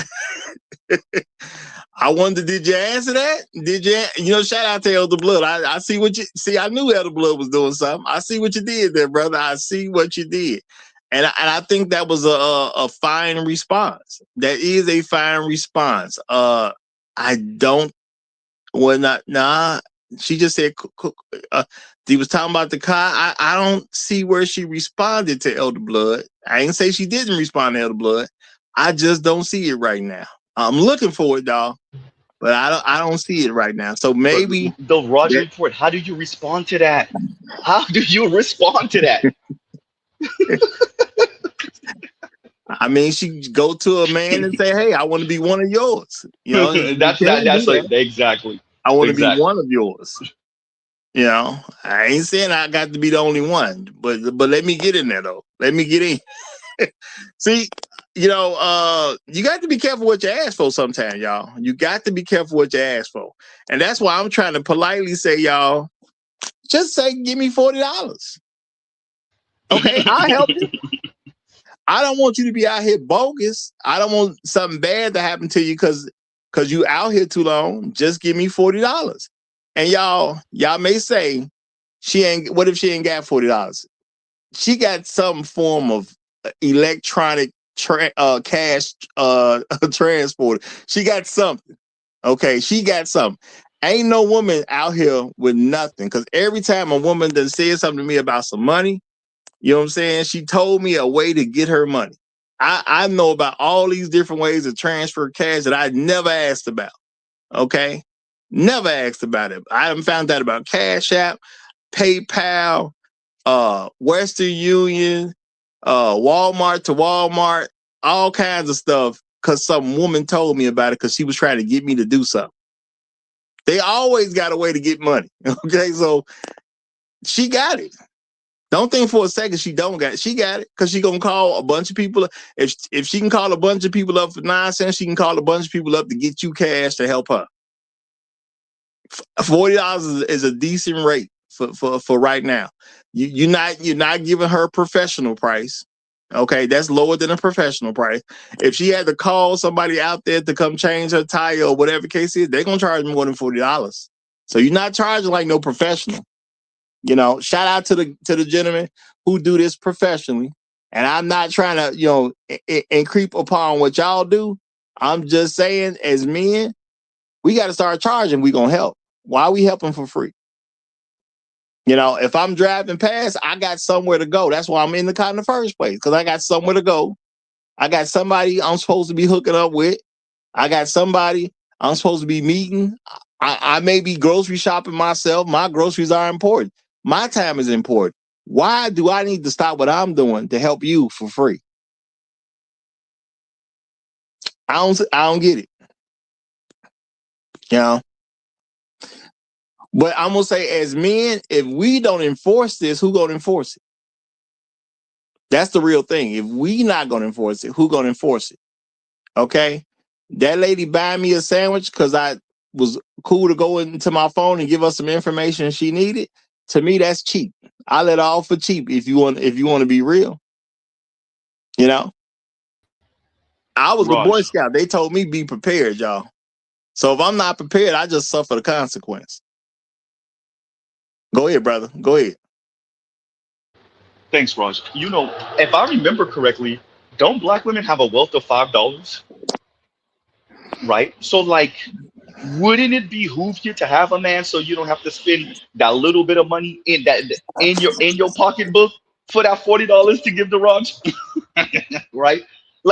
It's just, I'm emphasizing this because that's what we're seeing. And I think the men, because of how our lives work, we have to know numbers. You may not be good at math, but you got to know numbers, right? And because we're not often subsidized, You have to know what life cost you. I remember listening to a Rick Ross song, and he said his life is essentially $250,000 a month, right? Like you Mm-hmm. have to know what your life cost you. And yes, there's going to be emergencies in life. Yes, there's going to be a car breakdown, a leak in the roof, AC that went out, washing machine, all this stuff. Life happens, right? But not knowing what your life cost you puts you in this predicament. And what we're seeing is people that are not practicing best practices having to deal with the cost of that. And having a man is the cost of that. Not having a man is you're further you're putting yourself in financial dire straits even more. And no, a man is not just that. But not having a man when things go left, which they will happen in your life, it's gonna happen. Not having someone that feels some type of obligation to you, this is what happens. So you don't. I played a video on my channel, Raj, where a young lady was fussing men out. She said she got 5 dudes in her phone that she called, and none of them came through for her, and she had to call her brother, and her brother looked out, and whatever. So you have 5 men that you potentially are giving the vagina to, the goods to, and none of them came through. Yeah, because they're not obligated to you. So that's the cost of your autonomy. That's the cost of your quote unquote roster. Women don't have rosters, but that's the cost of that, right? You got 5 dudes that you entertaining, or that you're entertaining. I said it the right way, and this is what it looked like when none of them feel any obligation to you. This is once again, Raj. When you're not practicing best practices, Raj, you said you was in the Boy Scouts. They taught. I was in the Boy Scouts only for a little bit, but they teach you certain things, and if you're and they teaching you best practices, and they teaching you that obviously as a boy. If you're not following that, anything could happen to you out there. That's life, you know. Go ahead. I'm sorry, Bro, they say be prepared, man. It's one of the best pieces of advice I ever got in my life is to be prepared, because you never know when something gonna happen. But I'm gonna read this by Black Uru, and then I'm gonna let Inspired Truth get in here. Black Uru Strike says, I tend to be very gracious towards older Black women, mostly plus 65 years old. Okay, because they are always gracious and generous to me. But the younger broads I ignore because they are effectively useless to/for me. That sounds about right. You know, shout out to the older ladies who actually look at Black men and treat them with some level of respect. Shout out to y'all. Now, for the ones who are underneath that, hey man, you get what you get. Be lucky you got anything at all. That's how I look at it. Be lucky you got anything at all. And shout out to Black Who Strikes again. He says there ain't a payment system in American Black. Hold on. There ain't a payment system in America Black women do not have access to. I'm gonna believe you, bro, because I ain't never looked for a way to transfer money. But Black women have always told me ways to transfer money, and there's a lot of them out there, and they seem to know them all. And that's just real talk. You know what I'm saying? Raj, I'm about to drop. Raj, I'm about to drop it. Let me just say this one thing to the brother Muggles. It's not anything, you know. Well, I want to say something to what you just said a second ago, because you said a woman. Okay, go ahead. I'll go after you. She said she had 5 guys she could call upon, but would none of them go. Well, guess what? If I was one of the 5 because of them other 4, I ain't going either. Sound about right to me? That's the result she was supposed to get. Go ahead. And thanks for that. And to the brother Muggles in the chat, brother, you talking about your wife has definitely more than $5, as she should. We already know college educated Black women that are not married have a wealth of $11,000. So that's really nothing in the grand scheme of things. Oh, by the way, college educated Black women approaching retirement. That's the part I forgot to mention. Approaching retirement. So that's 60 plus. Approaching retirement have wealth of $11,000, right? Married college educated Black women approaching retirement have wealth of $424,000. So your wife is in good company, right? I'm pretty sure she's around that $424,000 in wealth compared to her non-married college educated Black female cohort with wealth of 11,000, which is nothing. That's a used car, right? So that ain't that ain't really nothing in the grand scheme of things. And thanks for having me up, Raj. Great topic as usual. And thanks for having me up. And shout out to the panel in the chat. Skirt. We out here. Hey, real quick before you leave, I just want you to hear this. Go ahead. Because I can appreciate what you said. And that means if I offer a woman some help, that means she got $40. Okay? I don't want to hear it, man. She got $40. Give me $40. I'll give you this 15 minutes of service. We both good. All right, well, bro. She definitely has more than her non-college educated cohort who got wealth of $5. She definitely got more than that if she college educated. You could give me $40 out of that 11,000. All right, Ross. Thanks for having me on. Yeah, they got it. Go. You know, no, I'm just saying they got it. They got it. You know. Shout out to the married women because they don't need our help anyway. They got it. They gonna call their husband, so they good. Exactly. You know what I'm saying? All right, Ross. Later. All right, have a good one. But going forward, shout out to God King. He says leadership is based on democracy. Rulership is based on covenant, life and death contract. Leadership has term limits. Rulership is permanent. Roger, I choose rulership like God commanded for black men. Hey, I see what you're saying. God King. That's an interesting point of view right there. Very interesting point of view right there. I'm gonna say because we are in a socially voluntary situation, there is some level of democracy in there, I guess. But I like where you're going, brother. That's all I'm gonna say. I like where you're going. But I'm gonna turn it over to Inspired Truth Broadcast, who entered the building, and then we're gonna go right to Perfect Timing Podcast right after that. Gentlemen, you have the floor. Inspired Truth, you first. Absolutely. I hope everybody's having a wonderful Wednesday. Shout out to the folk in the chat and shout out to the panel. Man, let me get to this. Hopefully I can tie this all together. People in general have a bad understanding of the value of something until they are presented with the cost of something. And that hits women extra hard. Extra hard. I remember seeing a interview or something where a lady was asked, what's the price of eggs? She's like, I don't know. What's the price of milk? I don't know. It's what the price of anything is I don't know. He pays for it. That's pretty much where we are with things.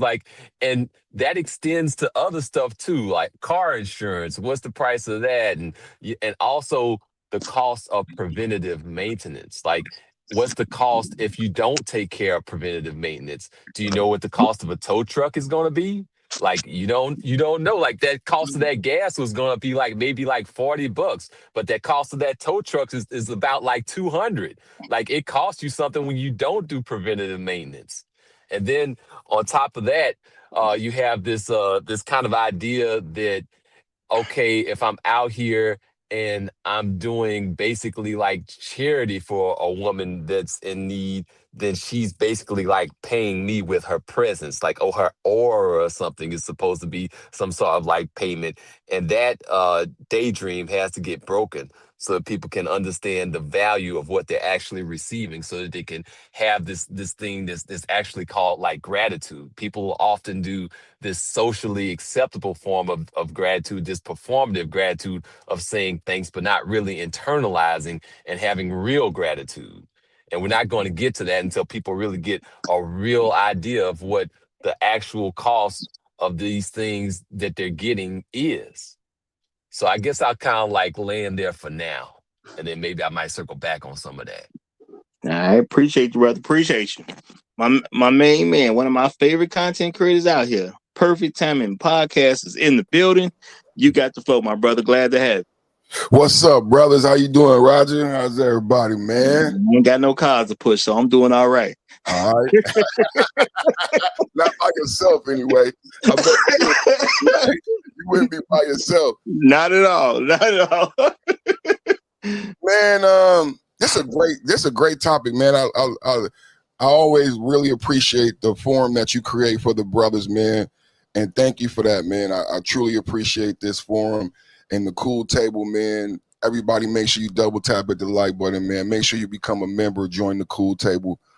To this, man, it's funny, Roger, because I've been busy, but I wanted to talk to the brothers about this. So I'm glad it's on the front of the table instead of the back, because one of the things I had been triggered by and I wanted to share with you guys is that in my life, this is a topic, it's really a blessing that you had come up with this topic. In my life, I've seen the result. Like, to me, this is a mathematical result, right? And what I wanted to bring up with the brothers is, like, I got triggered last week because I was like, I don't know if a lot of us know and understand the result of the things in this discussion, right? You know, and this is the result. In my life recently, I had a woman who I dealt with, and I got a baby mama that already passed away. Most of my baby, I got a couple baby mamas. I ain't gonna go into but I got one of my baby mamas. Just that right there is a crazy ass sentence, right? One of my baby, but no, let's not put that to the side. One of my baby mamas passed away. She's younger than me, right? And another person that I knew, a younger woman, younger than me, again, like, but she had lived this life in the streets. Like you can see, that was a Ford Taurus. It's akin to the Altima. And I don't know if enough we talk about the end result of what happens with the gynocracy, right? Everything we talk about, everything that we discuss on a daily basis, there's a mathematical conclusion to it, right? So in this video, it's a couple things to extrapolate. Number one, the sister filming, she didn't get out and help either. And we talk all the time about the sisterhood and the lack of help in the direction from the sisterhood and how they keep themselves in these places, right? So instead of helping, calling her man, so it's a lot to extrapolate from that. Number one, she decided to film instead of help. I have to extrapolate from that. She couldn't call anyone. The woman pushing couldn't call anyone. The woman filming also couldn't call anyone. Do you guys understand how compounded this is? We talk about generational, and too short, I always bring this up. I seen a grandma do it with a baby on her arm. So this is a younger woman with the inability to have a man help her, and then an older woman with the inability to call a man, but she's calling out for a man, but where is your man? Why aren't you married? Why don't you have someone reliable who you can call on that can help? Neither one of you. Both of you are dealing with the sum of all things. This is the result of everything you believed in practice, but not just now, over the past couple generations. You understand what I'm saying? We could look at this video and laugh, right, at her struggling to push the car, but it's way more compounded and complex than that. It's not just a young, fine, no stomach woman. Y'all hear me? Young, fine, thin, no stomach, no man to help her, but another woman, and she decides to film. She don't help, and she don't have the ability to help. At multiple levels of failure, there is an end result. And I'm seeing it at my age. I'm seeing people who ran the streets their whole life in their 20s and their 30s, bro, they passing away. They not getting married. I'm mad Mr. Z left because I know Mr. Z got the statistics on this and I haven't did the research, but they not just not being married. They not just alone. They are leaving this place. They are leaving this place and fast. They're getting incarcerated. They're getting in trouble. This alcohol is catching up to them. The woman I know, she passed away of cirrhosis. She was 48. Now, this is the second, third woman. That's why I want to bring it to the gospel. But Roger put it on the front stage like, y'all, do y'all know what's happening out here in real life as we had these discussions in the Black Manosphere panels? These women that we are talking about are not just pushing cars by themselves. They are passing away. They are moving on early. This is really big when you look at this. This is not just a joke. It's a beautiful woman with no stomach and another woman, and neither one of them have access to men to help them. And what I'm bringing to the panel, and I want to discuss, is the fact that these women are leaving the earth early. Like, we could keep talking about this, but it's got to come down to, what is your decision? Like, are you going to choose a dead end? Right? And also, if we look at this, is this something that you want? Are you looking for a project? Because that's most times what we getting. Two women now are not what Roger always say. The car got to drive. So now I got two women to choose from as a black man. I'm forced to pick from, and neither one of the cars are operable. If I pick either one of these, it's a fixer-upper. Y'all, as we discuss it, Oh, come help her. Come help. It's a fixer-upper. I wouldn't advise no man who follow the cool table, black manosphere, you buy a car that runs. Roger say all the time, I got to have 4 tires in the car, got to start up and drive. This car don't run, and we keep presenting this. It's a fixer-upper. You are behind go as soon as you start with this person.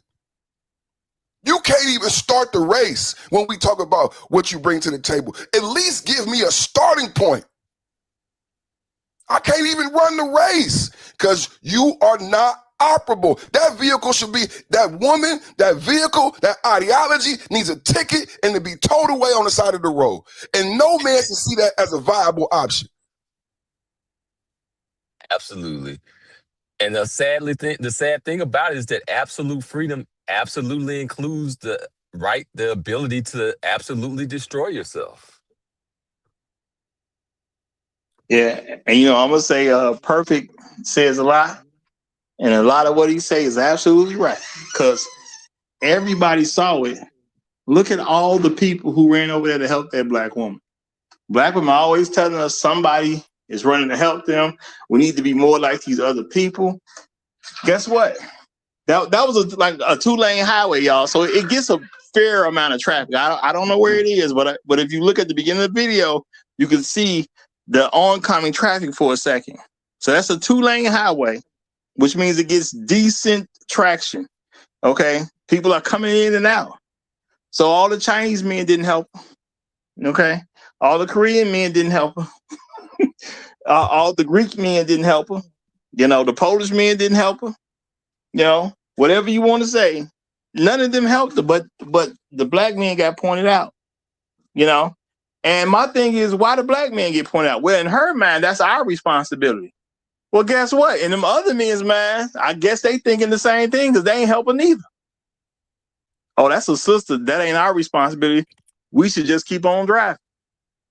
Well, here's the thing also about that is that it's like supposed to be our responsibility to provide emergency services, not even like preventative stuff. Like if we would have been in on the front end of things, maybe we could have gotten intervened on the thing before she's stuck in the side of the road, Well, I'm just saying everybody seems to come to a conclusion.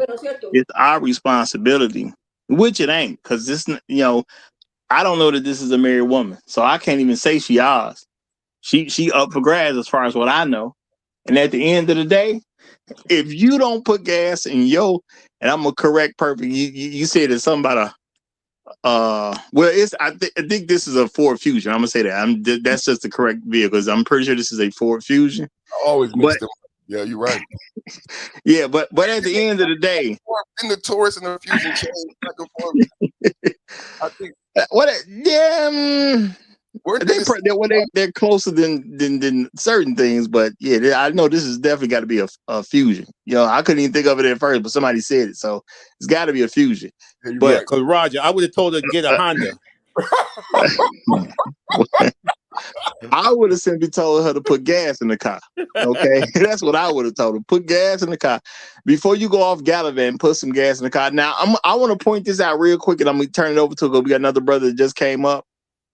Look, y'all, this is not important to black women. I want men to understand this. This is not important to black women.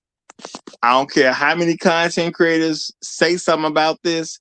This is not important to black women. How do you know it's not important to black women? Because black women didn't get out and help. Amen. Okay? Amen. If it ain't important to you, why you think it's supposed to be important to me? Y'all didn't get out and help. So I know it ain't important to you. Some sister struggling on her own to get out of an intersection, which is dangerous to be stuck in an intersection. Y'all didn't care enough to pull over and get out that intersection. I mean, I understand maybe if it's in the middle of the block, y'all want the lady in the intersection. You don't care. So all this stuff that people gonna say about this, and this story was getting around. That's why I was prepared to do it today. Man, y'all don't care. That was a busy 2-lane highway. Okay, what do I know about anything that has 2 lanes? They get a lot of traffic. That's why the second lane is there. Because they get so much traffic, they've already deemed they need at least 2 lanes on that particular street. So guess what? The black women drove right on by and didn't do nothing.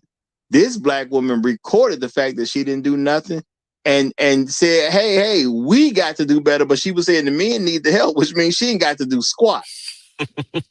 Okay? So just pay attention to what you see sometime. And I'm going to turn it over to the bearer of bad news again. Go ahead, my brother. Well, how y'all fellas doing? Right. Happy Wednesday. Happy Wednesday. Salute. I got to make a correction, Roger. The reason why there are 2 lanes is not because there's a large influx of traffic.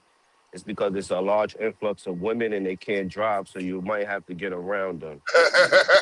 Second of all, and they ain't fucking shit up. So second of all, though, me personally, in this day and time, 2026, I would help. If I would have seen her, I would have helped her if I only seen another black woman helping her already. Because you could get yourself in all sorts of problems being around women that you don't know when you're alone, and I'm not going to put myself in that predicament. So if I would have seen another sister get out and help her, I would have definitely got out and be like, yo, y'all good? Like, you need me to call the police? You want me to pull up to the bumper and push you through the intersection or something like that? Just throw it in neutral. But I'm not going to be around any woman that I don't know. I don't care if she's black, white, Puerto, no women I don't know by myself. And if another sister don't think you deem you valuable enough to help you, I'm definitely not. Yeah. That's definitely Don't a good get no rule. realer than that. Yeah, don't get no realer than that. That's a good rule to follow for the cool table. You know what I wanted to add after Shark? I wanted Shark to go, but it was one thing. Y'all was having a conversation. I wanted to say this, Inspired and Roger. Have you guys noticed, and Shark too, Tunnel, have you noticed it's our the problem is our responsibility. It's, you know that in the equations in a lot of these videos, the problem, but with Inspired, when you said like the video we talked about, like when she's at her peak, when she's like gorgeous, then they want to date out. I can date anybody. Yeah. But when there is a problem, then the black man is responsible, then the black man is linked, then the black man is our man when there's a problem.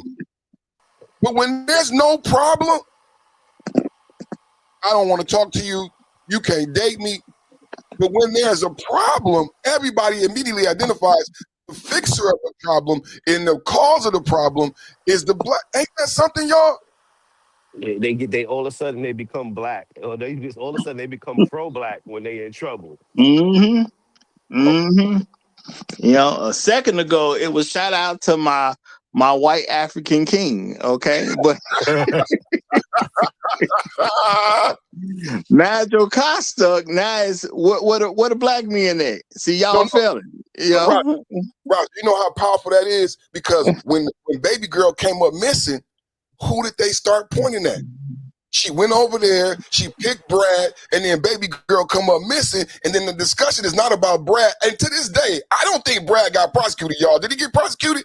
Because baby girl still missing. But the conversation and the direction toward back to us. Yeah, somehow it did. I remember that case. Yeah, you talking about the Ashley Janae case where she's still dead. You know what I'm saying? You know, no, I like to put emphasis on it because people act like it's just a moment and then it moves. No, she's still dead. Come on, she's still dead. She's been dead since we talked about it. She's still dead now. If all of us wake up tomorrow, she won't. And Perfect said something earlier before when I was waiting in the waiting room. The fact that lady sat there and watched that woman struggle, and the lady sounded like she was older than the girl pushing the car, and she sat there and watched her younger sister struggle.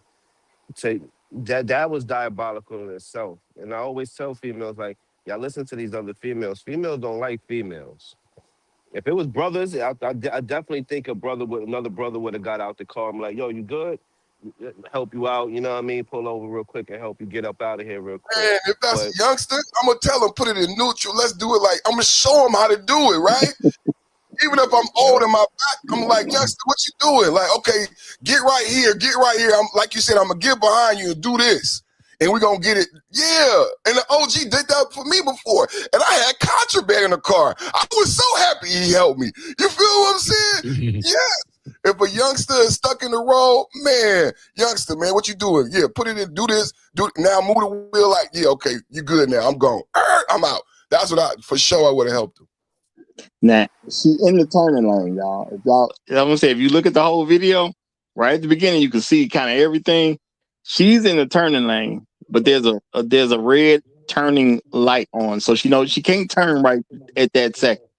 So she got time to think about what's going on right now. And some of them turning lights, they go for a while before it go green. So she got time to contemplate what to do. She got time to say, you know what, I could just pull over.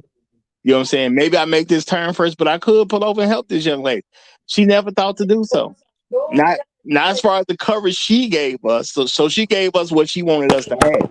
I want y'all to understand that. She gave us what she wanted us to have, and she see that struggle. And she's sitting there, like I say, probably in air condition. She good to go. And she's like, no, I'm not. You know what? I think that's tunnel runner. Got some language going. Yeah, she had time to make a decision, and she just decided this young lady ain't worth it. I'm not going to give her any guidance at all. I'm not going to help her at all.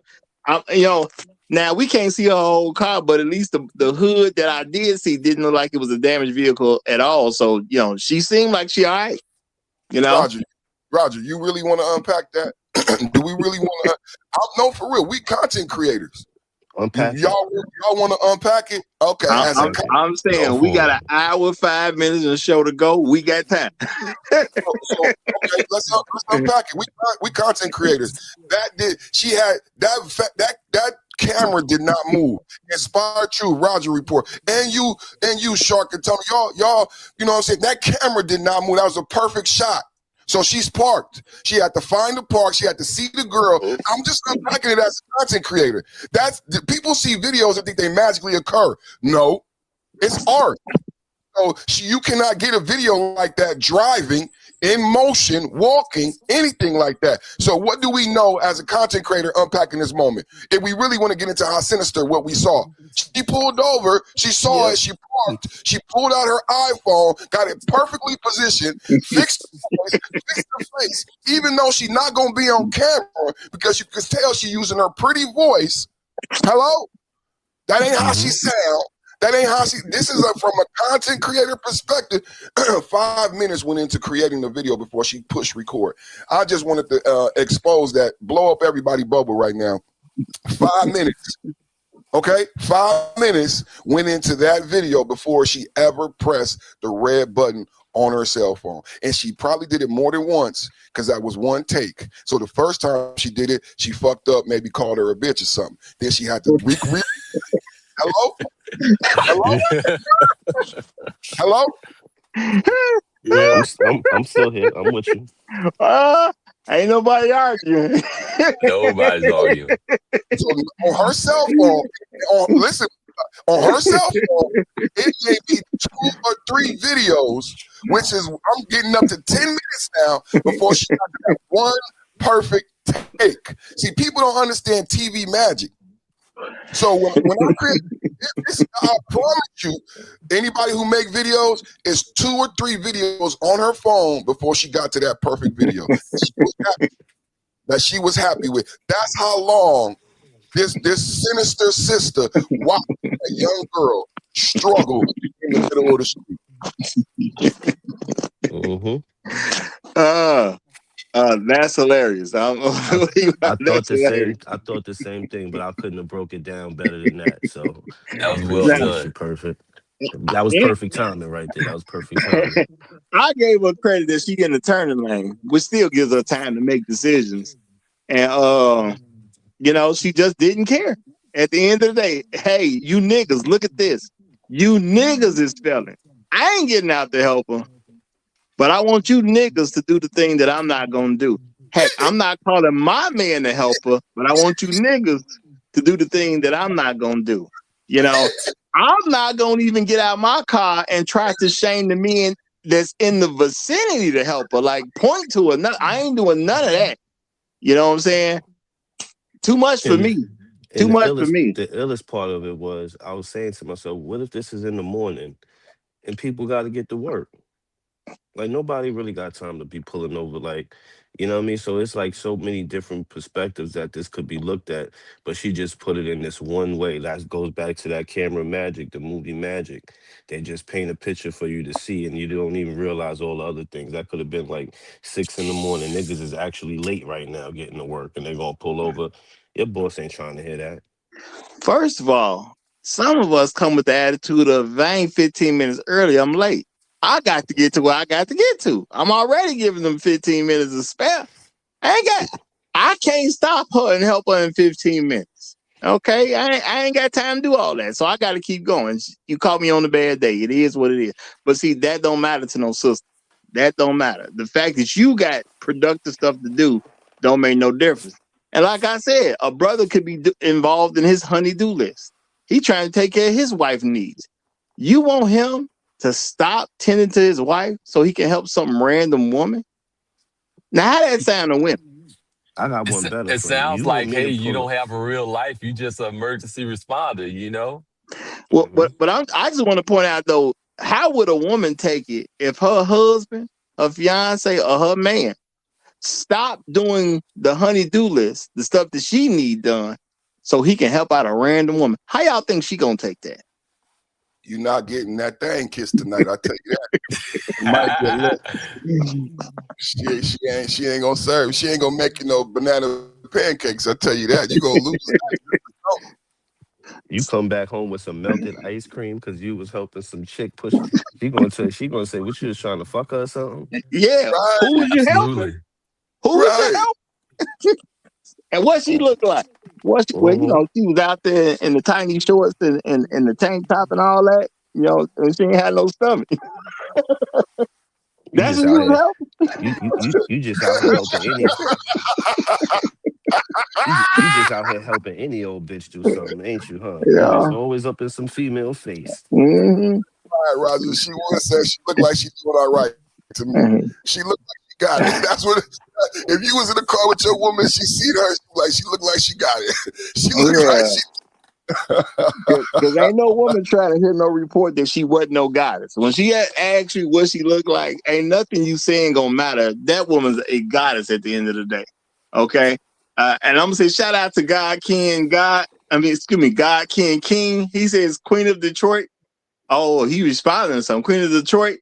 This is why the Raj Report is necessary to wake black men up from their stupors dealing with women like you who view black men as nothing more than doo-doo under the shoe. Now, I don't know what you done said, Queen of Detroit, but maybe you need to chill. Maybe, maybe you need to chill if Elder Blood got to say stuff like that to you, you know? Roger, you pointed a good point I would like us to discuss. Her logic, right? And Inspire, you could help. You really good at this type of stuff. This is what she saw, right? And her video is not truly about what's happening, right? Her video, this is another sinister psychological point that you just brought out to me, Roger. Her video is not about what's occurring, which is actually a thing that needs to be talked about and discussed. That's not what her video is about. Nope. Her video, instead, she took this opportunity to go on a rant and hate speech toward her own black men. Like, she saw this video and took everything I said, took the 10 minutes to make this video, but not about helping the young lady. Like, ooh, this is an opportunity to get these ninjas, right? This video, what's her motivate? What's the psychology behind? She sees this person and help another black woman. She identifies the black woman, but instead she takes the time to make this perfect video to make a hate rant against black men. The video is not about the girl. The girl never gets help. She's a victim, just like how we talk about a lot, how older black women victimize younger black women to get with. She victimizes this young sister in order to put forth her broken psychology. And nobody, people will watch this and say, yeah, black men. But what about the broken psychology of this person who, number one, didn't help, but took the opportunity to see somebody in need and then used it to hate on someone else? Wow. Yeah, and Yeah, it's Perfect, she could about have did the bolstering same. the ideology. She could have did the Like, same thing by getting out the car and helping her and being like, then giving her a high five at the end. Like, you see, girl, we don't need no men. You see, black men, we don't need you. But yeah, that was even more diabolical the way, yeah, okay, I feel you. Now, shout Mm. out to everybody who came through yesterday. One of the other things that we pointed out, that's black women's it's one of their most important goals. They want the benefits of victimhood.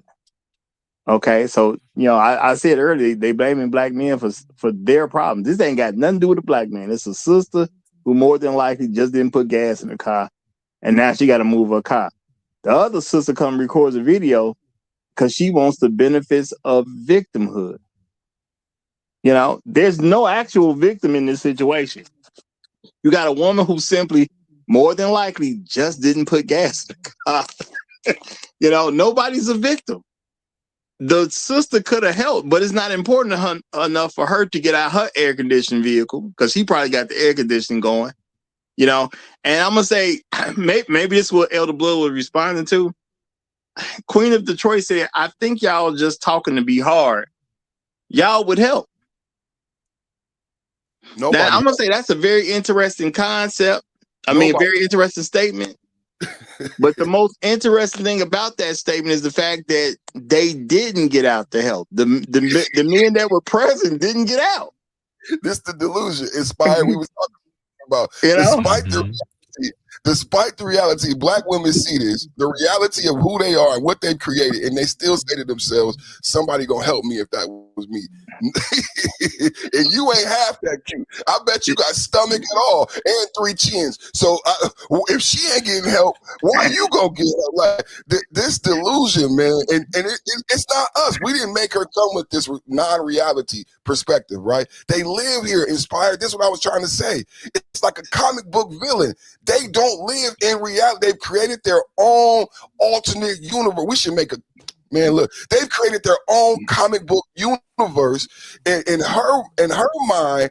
Even though in real life, another woman, she can't even say a black man made the video, right? A woman made this video. Whoever you are in the chat, a woman made this video, and the reality still hasn't slapped you in the face.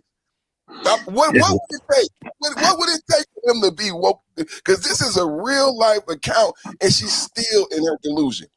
It's WandaVision. I like that. That's a good one. Now, I want to say, look, Queen of Detroit. We don't know who you are. You just you're a random person watching, and I appreciate you being here because it's a good place for you to be. But I do have to point out the fact that you said, I think y'all just talking to be hard. Y'all would help. Now, what are you saying in that particular situation? You're saying us talking about how a woman should take care of her own situation makes us hard. So you got something toward black men because, somehow you're trying to connect this to us and how we feel or how we think. You think we think something different of ourselves because we commented on some woman's video. That's saying something a lot right there. So, yeah, I guess that's where a lot of black women get their quote unquote power from. They think they're going to talk about somebody and we supposed to, the perception of them is supposed to change because they said this particular thing about a something. That's kind of crazy. Roger, and she said, y'all would help. I would help for $40. I said that earlier. I mean, it's not no secret that I'm willing to help. Give me $40, I will help you. I don't see the problem with that. And Roger, 20 years ago, she would have no problem. 20 years ago, I would see guys helping women with their luggage. They always pick up their luggage, always open the door for them. And just like maybe 10 years ago or so, women started saying, I don't need your help. I don't need your help. So what have men do? They stopped lifting up them bags. They stopped opening up them doors. And now they're talking about they're sassy. No, y'all told them not to do this. I'm going to say they did exactly what women asked. They said we were bothering them, so we stopped bothering them. That's what happened. See, the thing is, us coming to help was a bother. And let's keep it real. A lot of women say the only reason y'all or try to help us because y'all want to get in our pants. So now the men respecting you enough to say, hey, you know what? I ain't gonna try to get in your pants. I'm gonna leave you alone because y'all done put it out there that this bothers you. So men actually gave you what you wanted. And then we got some woman recording like it's a problem that men are giving women exactly what they wanted. Black women swear they want to be left alone. She got left alone. What's the problem? That's why I say this is the sum of all things. This is the sum of all things. And it's not only that, it's the fact that they've entered into this new contract with this digital age, with apps, and the no longer when women entered into the barter. This is what drove down the price to $40. When they created an app and then they agreed to go have sex via the app, that's what drove everything down. So men do not see it as a viable solution, because I don't have to help you in your car no more. I can go on the app because you agreed. You're on the app. I don't need to help this person with the car no more. I can go on the app and I can get anything I want from the app. It's the sum of all things. It's not only them saying I don't want you to help, but it's also them entering into this whole phase that we've discussed, right? And like I said earlier, this is the end result. It's this, and then they expire. It's this, and then they expire, and they expire earlier. And it's the sum of all things. This is what they've created. When we talk about the gynocracy, I know people think we just making it up and we being mean. No, this thing is a reality, and this is a product of the thing that they believe in. It's so much a product of it that a woman wouldn't even help her. This is how much the feminism is a lie. That's how much feminism and everything they teach is a lie. Because if it was true, it would have been you know how kind we really naive. That woman didn't have the right put down. If she was really wanting to put us down, she would talk about our naivete. Because if this thing is real, it would be multiple women helping her. It would never be a video ever created. Because the majority of people at work are women. The majority of managers are women. If the reality is what they believe, multiple women, because just like that woman filmed, multiple women saw her. Well, let me throw something in there real quick, since you're at this point. Now, I just think the video would have been different. What would have happened was she would have been filming 6 women that came to her aid to get her out the middle of the intersection. Correct. So the video would be different. She made the video, but the video would be different. It would be 6 women came, help. And y'all, this is a 2-lane highway. How hard is it for 6 women to drive past? That don't take no long time. Women are in a lot of cars nowadays. They in cars they're not even paying for. Sometimes they in their boyfriend's car. They, you know what I'm saying? Whatever the case is, they driving cars that ain't even theirs. A lot of women went right past her and said, even though she's a woman and I could be in that same position, she doesn't matter enough for me to stop. It's not my responsibility. It's not my problem. Despite this girl power logic, despite this sister girl that they talk about on every panel, it's not my responsibility. And a lot of them ain't going nowhere. And I'm going to say real talk, when I look at the outfit that this lady is in, she is not going anywhere she need to be. And if she had a man, dude already told her, go put some gas in the car before you go gallivanting around. The issue is more than likely she ain't got no man, and she's clearly driving a car that's in the condition that she shouldn't have drove it in. If I'm saying this just by her outfit, that outfit tell me she was not going to work. What job is she going to wear that to? And it's that time. We all know where she was going. No, I'm not even trying to put a negative spin on it. No, I'm just saying. She was going to the gas station. She was going to the gas station and she didn't make it. We all know, anybody dealt with a trifling woman know what happened, what she gonna say on the phone. I was on my way, Daddy. I was almost there. That's what she gonna say. That's what she gonna say. She on her way to the gas station. But I'm seriously putting it out there, y'all. Look at that outfit. She wasn't on her way to work. Mm-mm. If anything, maybe she was going to see a dude. She dressed like that. Maybe she was going to see it, but she wasn't going nowhere she needed to be. That's what's kind of clear to me. She wasn't going anywhere she needed to be. She knew that car was in that whatever condition it was. Again, I'm hoping for her sake it was just running out of gas, but I don't know that. That car could have had all kinds of problems with it. And just like somebody said earlier, she may not have put oil in that car for a year. You know what I'm saying? That car could have just gave up because it couldn't take it no more. All that poor treatment. And this ain't gonna be the first woman that I've heard about. The car just gave up because she just never took care of the car. And I told y'all the story once about a guy. It was one of my buddies' friends.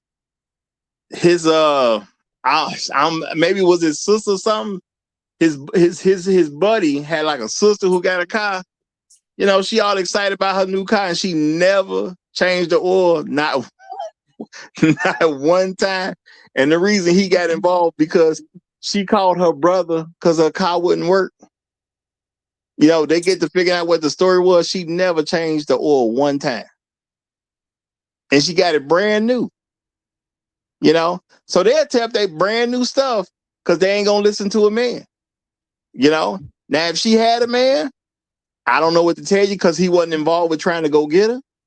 If she, you know what I'm saying? And if she had a man, why ain't the oil changed? I'm pretty sure her man would have told her at some point, have you ever got an oil change on this thing?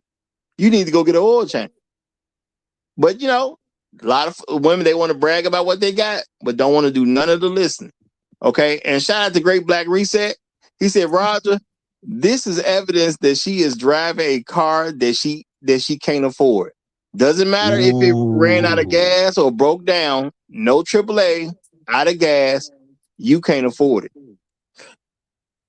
I'm gonna have to give credence to what Great Black Reset is saying, because if you can't fix your issue, then yeah, you can't afford it. That's what you would say to a man. Like, no, like, we ain't even got to go back and forth. If that was a young brother, that's what you would say to your nephew. You got too much car. Yep. And guess what? That's why I gave her some level of credit in the beginning for just get on out and push it out the intersection, because that's where a man's lesson gonna be. My car just went out. I'm stuck in the middle of the intersection. Nigga, push it out. Mm-hmm. Get out there and push it out the intersection. Go park it somewhere. Now, imagine what's going to happen when she buys a whole house. Like that whole house situation and maintaining that. You mean the smoke detector beeping every time? I mean, yeah, that. That's just the start. That's just the start, right?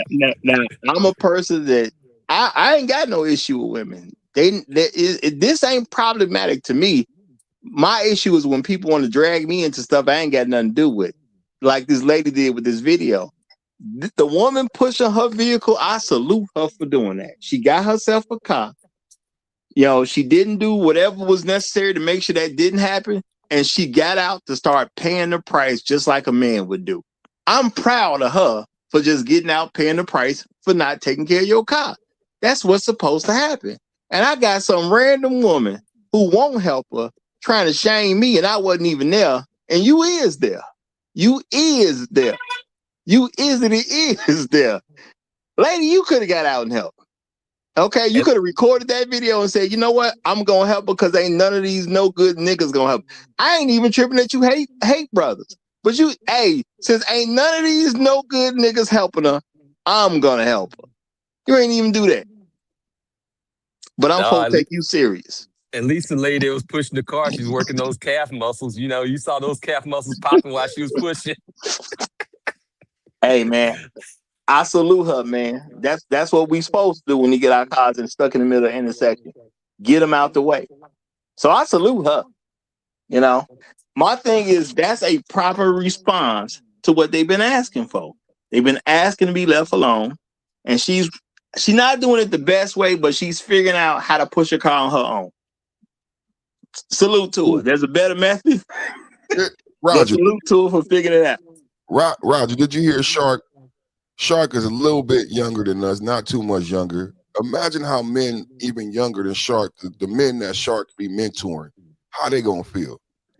Like you know what I'm saying? It's like They not they've told them, Shark said, I don't want to be around nobody alone, right? And how do you think a 20, 30-year-old is looking at this? They might see it as a trap. They like, we're talking about it from, because we actually came from a time where we would have helped. We've transitioned, like we ain't doing that shit no more. But when I was younger, I was in the era that my mama or whoever I was with would say, Dennis, get out the car and help push the car. That's just automatic off the top. That's the time we grew up in, right? But now it's transitioned to where young men see this situation as a potentially, do you realize how much on the spectrum is shifted? That young men now see this as a potentially dangerous situation. They're not even thinking about, like, what I'm describing is, it would have been a no-brainer for me. I would have been in the car, somebody would have said, get out the car and help her. I would have jumped out, I wouldn't have questioned it. I wouldn't have asked for $5. I would have said, you good, ma'am? Have a good day.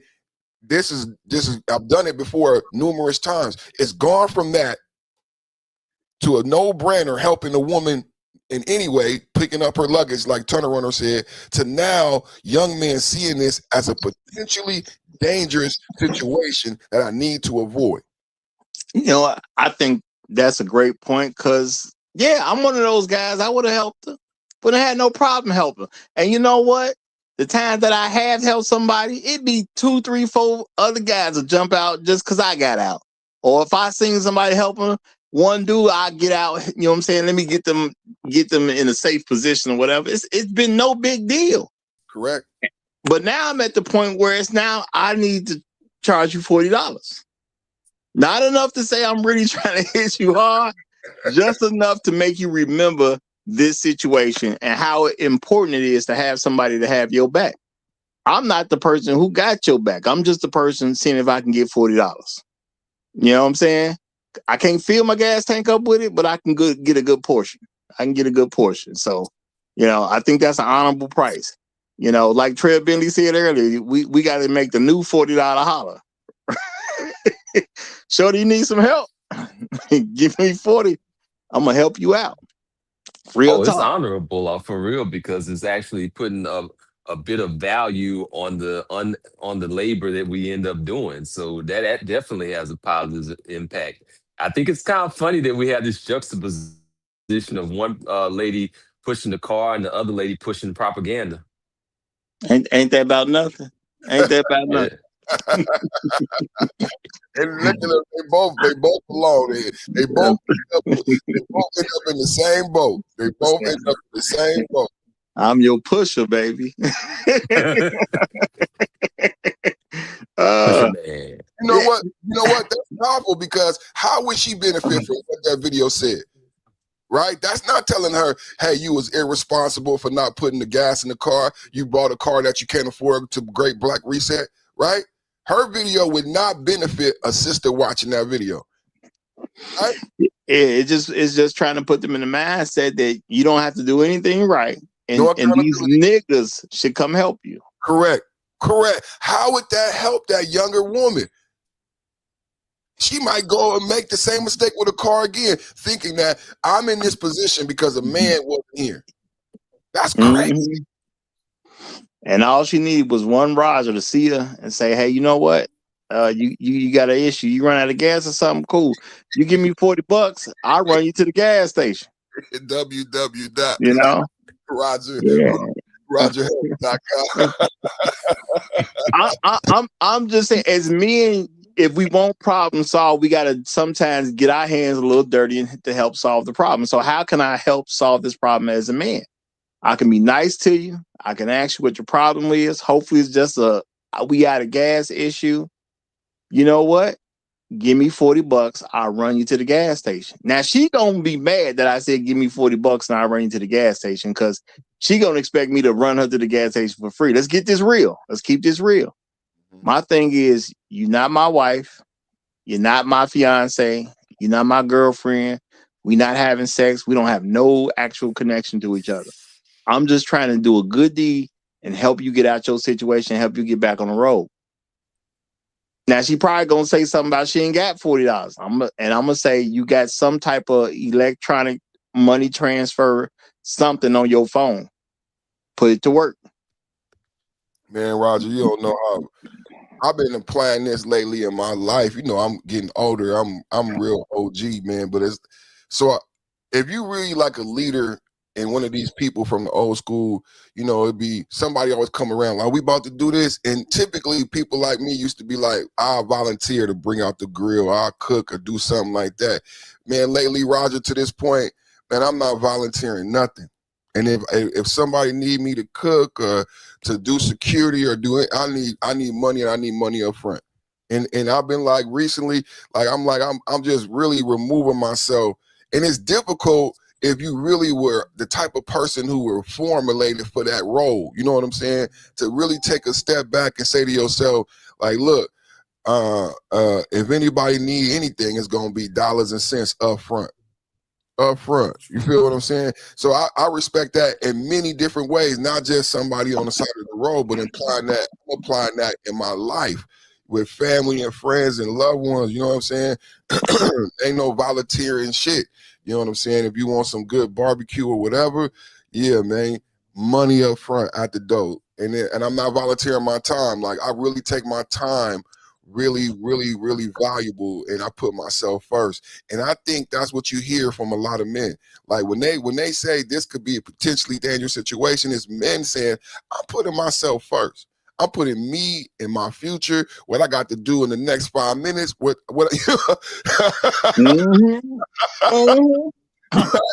like that's big for men, and I'm proud of that. I'm proud of that. And not only that, but another thing is that's what women are saying too. I hope women watching this are seeing that aspect of it too. That women is seeing this woman and making the same assessment that we're having today. We're not being sexist because not man, woman got out the car. Yeah, and I think that actually this is another kind of form of a slight form of preventive maintenance if you do charge her, because if you do it for free, I guarantee she's gonna be right back at it again because it didn't cost her anything. You know what? Black men gonna have to learn to master a new phrase. I know how to do that. How much is it paying? Right. Yes, sir. Because people throw a lot of stuff out there around us trying to get us to volunteer for help. You know what I'm saying? To volunteer to help. Now we're gonna get a new phrase. Hey, I know how to do that. How much does it pay? I like that. Because we do like to lend our talents, man. We do like to lend our talents. Those of us who got skill sets and talents, it's not a burden. You know what I'm saying? To do some of these things that we know how to do and like to do. And people know that, man, Roger good at cars, man. Roger good at this, man. And from, you know, it's like Roger just said, yeah, I'm good at it. I mean, I even like doing it. But how much you got? You know what I'm saying? You know? Exactly. You know, let's make sure we get some adequate compensation. And I'm gonna say this, y'all. I be seeing this stuff go down in real life. You know, I tell y'all, I come from some pretty decent families. I ain't saying they the best families out, but there's a lot of decent stuff that happens around my family. Y'all know the last holiday we barbecued and, you know, we cooked all this food because I got big families. You know what I'm saying? Mom's side and daddy's side, big families. You know what I'm saying? Y'all know we'll have a person. They might be a relative. They might be friend of the family or whatever the case is, right? But they gonna be the grill master. That's gonna be the person that's gonna work the grill. Do y'all know we pay those people? Even if you family, we pay you for cooking all the food. That's what we do. Okay. Now I understand some of us we gonna bring some dishes and all that type of stuff, but you finna have a good time partying with people, your family and friends. But somebody gotta cook this meat. Okay, somebody gotta do it, especially when you want a bunch of fresh stuff. So why don't you pay the person that's gonna do all that? And you know, some people get this attitude where they family, it's okay. No, man. You finna grill, you know, 8,000 burgers, you know, 9,000 hot dogs, you know, 4,800 ribs. No, you got to pay a person for missing out on some of the fun to do this. And that's just the way it's supposed to go. So if you get used to paying people for helping, this ain't even that big a deal to ask nobody for some money. Okay? I'm not asking for money because I need money. I'm asking for $40 because she needs to learn the lesson of the value of this situation. And you know what? Some people understand cost better than value. It is what it is. Amen, You know? Roger. Because that's what I was trying to say to my wife and this ain't about me needing the money. It's about me putting value on me and my time. And so that people understand that I value it, so they will value it. Thank you, brother, for saying that. It's not about the dollars. I have everything I want. You know, it's not about that. It's about that value, and it means something. And I'm loving the fact that that's growing amongst us. I think the cool table got something to do with that. Yay, for real. You know what? I'm gonna throw out there. What if I'm broke? That's a good way for me to earn some money. You know, and you know what? If a lot of guys had opportunity like that, for the people who talk about they always stay thugs and ain't got nothing to do and all that. Okay, well, rather than rent up in your house, he can get $40 by helping you out your bad situation. How about that? How about that? I think it's something that can actually improve our image for real. Like if things actually cost, you know, when we're dealing with people, then that's gonna elevate the whole black male image because now all of a sudden our services cost. You can't just say, "Oh, a black man is worth this, a black man is worth that." Okay, now you see the dollars amounts, you know, attached to it. Now you have to actually do the fact like, "Oh, damn, he's kind of worth something."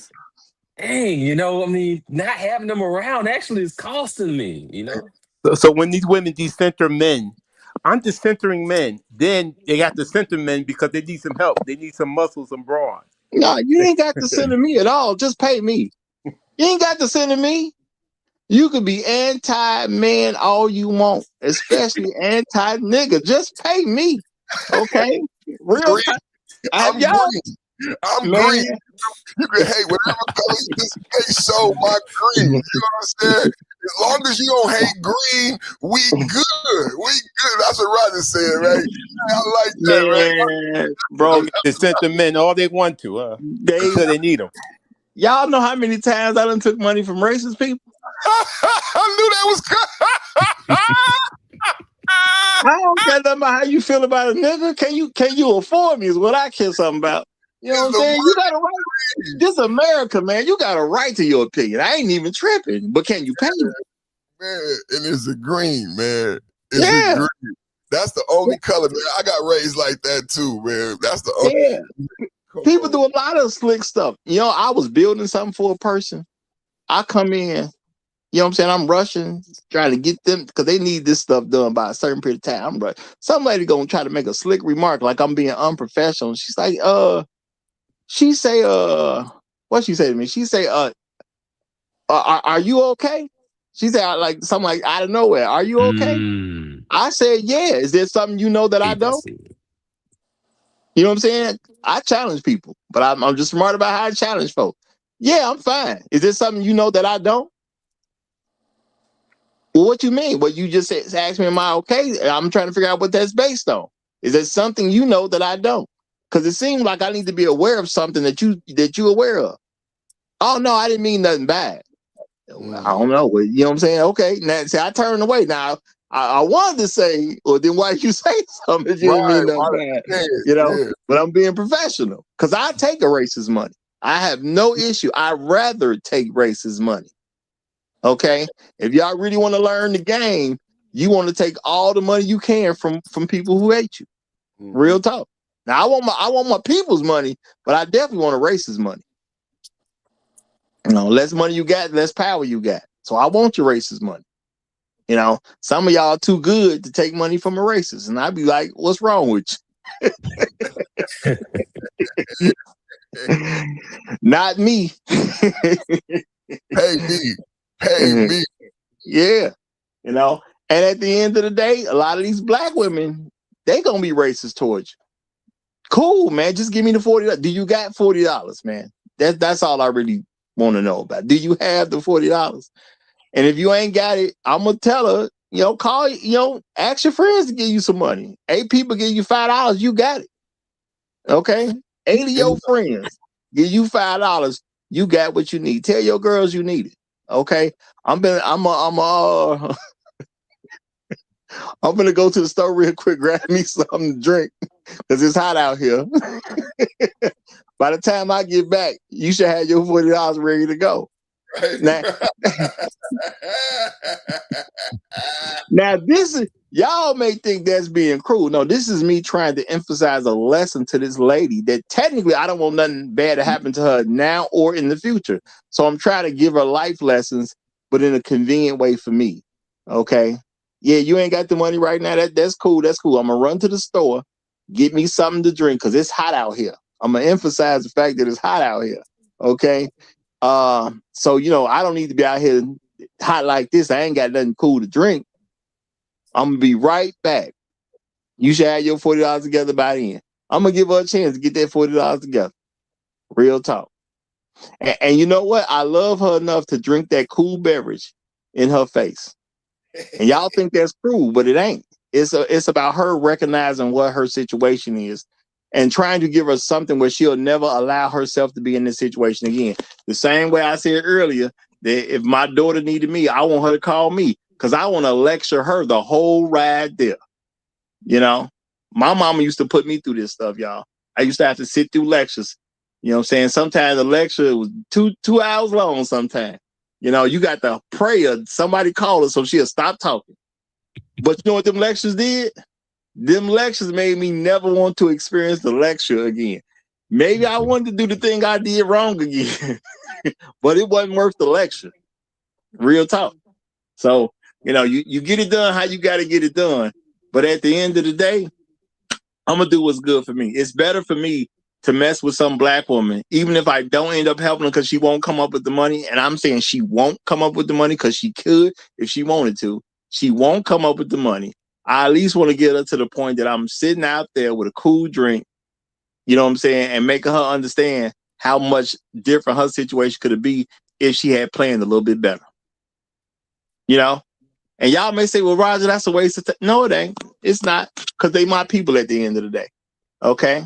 And I'm saying that, I'm saying as like the olive branch, because you're really not my people. You're not my people till you're married to a black man who's productive, respectable, functional, and believe in black men's leadership. Until then, you're really not my people. I'm just throwing you an olive branch at the time. You know what I'm saying? And sometimes the best thing to inspire somebody is to watch somebody else drink that cool drink when they know they need some help. Yeah. My thing is just make the experience memorable. That's really all I'm trying to really achieve. It's not me trying to be cruel to the woman, because I know some people say, oh, now you just trying to be. No, I'm trying to give you a memorable experience like a lecture would do you, so you would not put yourself in a situation again. A life lesson. It should be a life lesson. It should be. Yeah. And one of the easiest ways to teach people is to teach them in a way they don't need to know they're being taught. Right. And that's just real talk. You got to accept they're already hard-headed because you ain't putting no gas in the car. What woman don't put gas in the car? A hard-headed woman. If you ain't got no gas in the car, why are you trying to get to where you going? Again, y'all, she not dressed like she going to work. She ain't got no uniform on. Now, if she looked like she was on her way to IHOP, like she might have been trying to get to work. Okay, she don't look like that at all. Maybe she's one of them women that say, "I do what I want to do," until the results happen.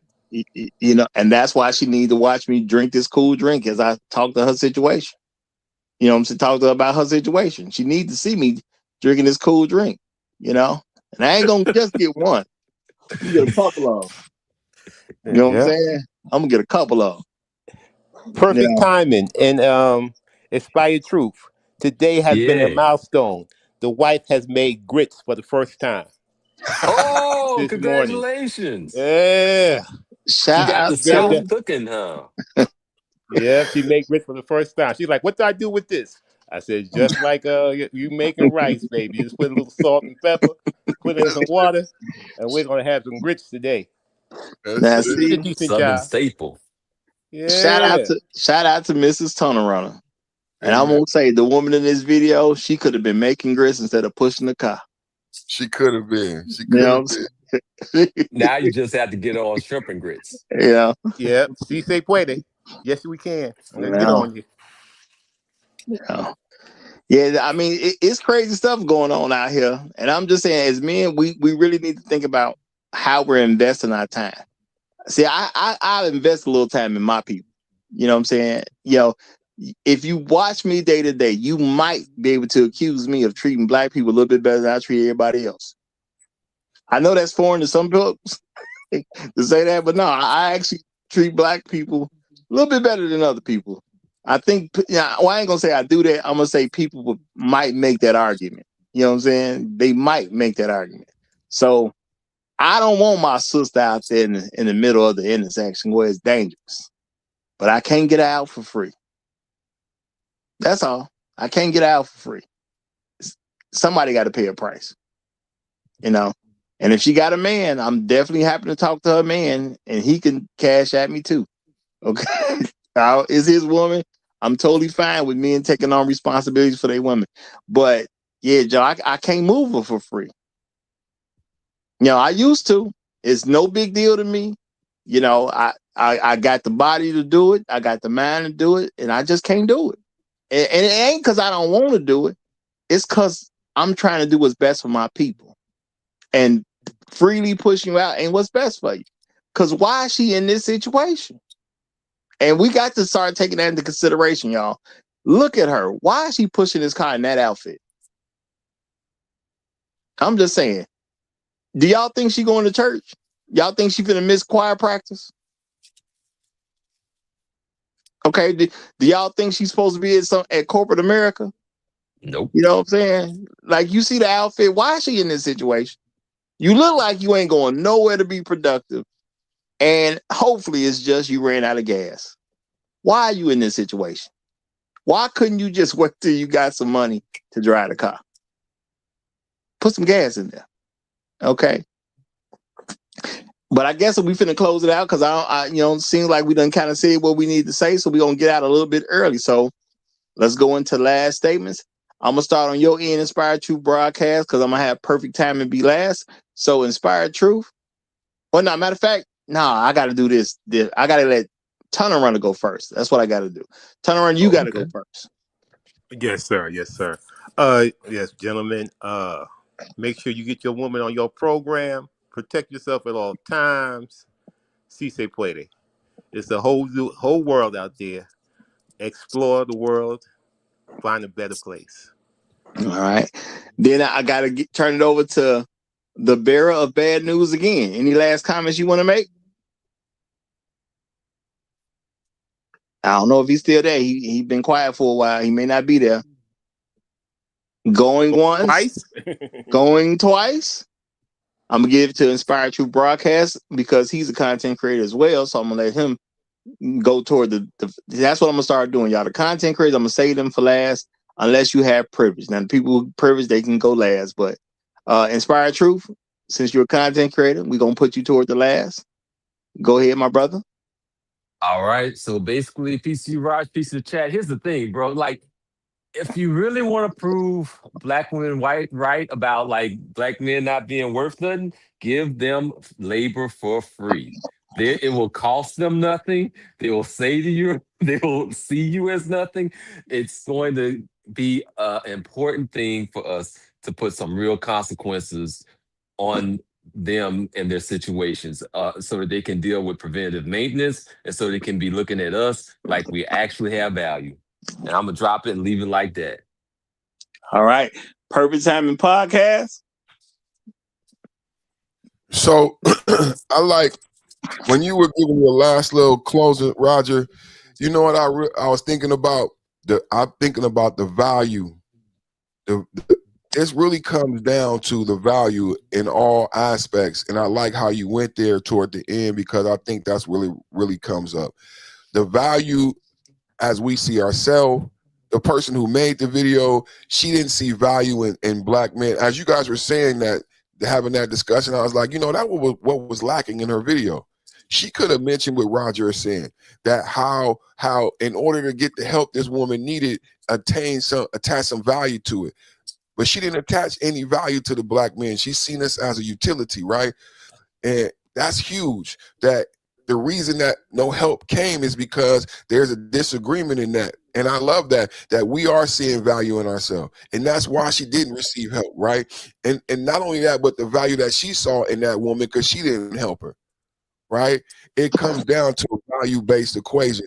So I really like where you went in that closing, and so I want to reiterate what you said about value, right? And that was powerful how you mentioned about your family, despite whether or not a family member was cooking or not, you place value on that role in that position, so he's compensated. That was what was missing out of this entire thing. That's why she was pushing the car by herself. She misevaluated her value, right? That's what happened in that video. She didn't apply proper value to men, right? That's probably why she couldn't call on the men. And that's why men chose that morning not to help her, because in 2026, men see themselves as more valuable than the utility that women still see them as. So I thought that was a powerful video for the Cool Table, man. Roger, thank you for allowing me up. Great subject matter today, man. Thank you, bro. Yeah. And I'm going to say shout out again to that young lady. Okay. I do not want to put that she's unimportant, because she did what she's supposed to do. When your car gets stuck in an intersection, you supposed to get it out. Okay, I want to make everybody understand that when it's your car stuck in front of, in the middle of an intersection, it is your job to get that car out. So she did what she's supposed to do. You got to suck it up sometime, and you got to push. You know, I done been there and done that. Not like she is, but you know, I done been there and done that. You know, I'm a man. I make mistakes. Guess who got to pay for it? Me. It come with the territory. Okay. It's paying the cost to be the boss. So nothing against her. She doing what she's supposed to do. Handle it yourself.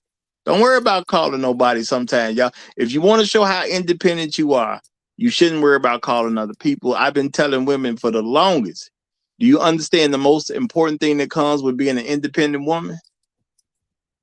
They say all kinds of stuff, and then I give them the correct answer. Being alone. That is a prerequisite for being a strong, independent woman. You have to be alone. Because if I help you, you're not independent at that point. And I ain't going to steal your identity from you. Not me. Okay? Not me. So get out there and do what you need to do. Shout out to that young lady for getting out there and pushing. Understanding that it's hard. And I hope you kept going until you got that car somewhere where it needed to be. Real talk. Y'all have a good rest of y'all day. And if you run into this, y'all, sometimes just tell a woman $40. Now, I know you ain't got it this second. Call your friends, have them send you the money or whatever the case is. I'm going to go to the store. This is an important lesson, y'all. I'm going to go to the store and get me some cool beverages. Get at least 2. And you come back to her while she's trying to come up with this money that she just refused to come up with because you a man. And you drink both of those cool beverages for her to indicate that you could drink one beverage for yourself and to indicate that you could have gave her a second one, but you drunk it instead because she saw no value in you. This I is like not that to part be about cool. that, because when you're talking about bringing 2 beverages, you're also saying that, hey, I actually do have money. Because the next thing she's going to say is, oh, you're so pressed for cash like that? You're going to charge me, yada, yada. Now you're showing up with 2 beverages like, yeah, I got money, but you're going to pay me. See, my thing is I don't want black men to fall into this thing about being petty with women, because a lot of guys will just be petty with them all the time. No, I'm doing something psychological to her. I'm allowing her to understand that I took my time out. I got this cool drink because it's going to help me. And I could have offered this other cool drink to you, but because you see no value in me, I'm now going to drink that second beverage in your face. I ain't going to say nothing about it. This is just going to be me, quote unquote, giving her time to come up with the money. That's how I'm going to play that. Like, it's me giving her time to come up with the money. And when she doesn't come up with the money after that second beverage, I'm going to tell her, you know, well, I hope things work out for you. And I'm going to get on up out of there. She going to remember that. I could have just did what I should have did with that man who was willing to help me, but I was trying to be too arrogant, and that's what it cost me. Give them a lesson, y'all. You can help women without, quote unquote, helping women. All right, but we done, y'all. It's been a great show. I'm ending it right here. Y'all have a wonderful rest of y'all day. Thank you for coming. We'll be back tomorrow at 9 a.m. Subscribe if you're new. Long live the habitual line steppers. I'm Roger. I'm right. And I'm out.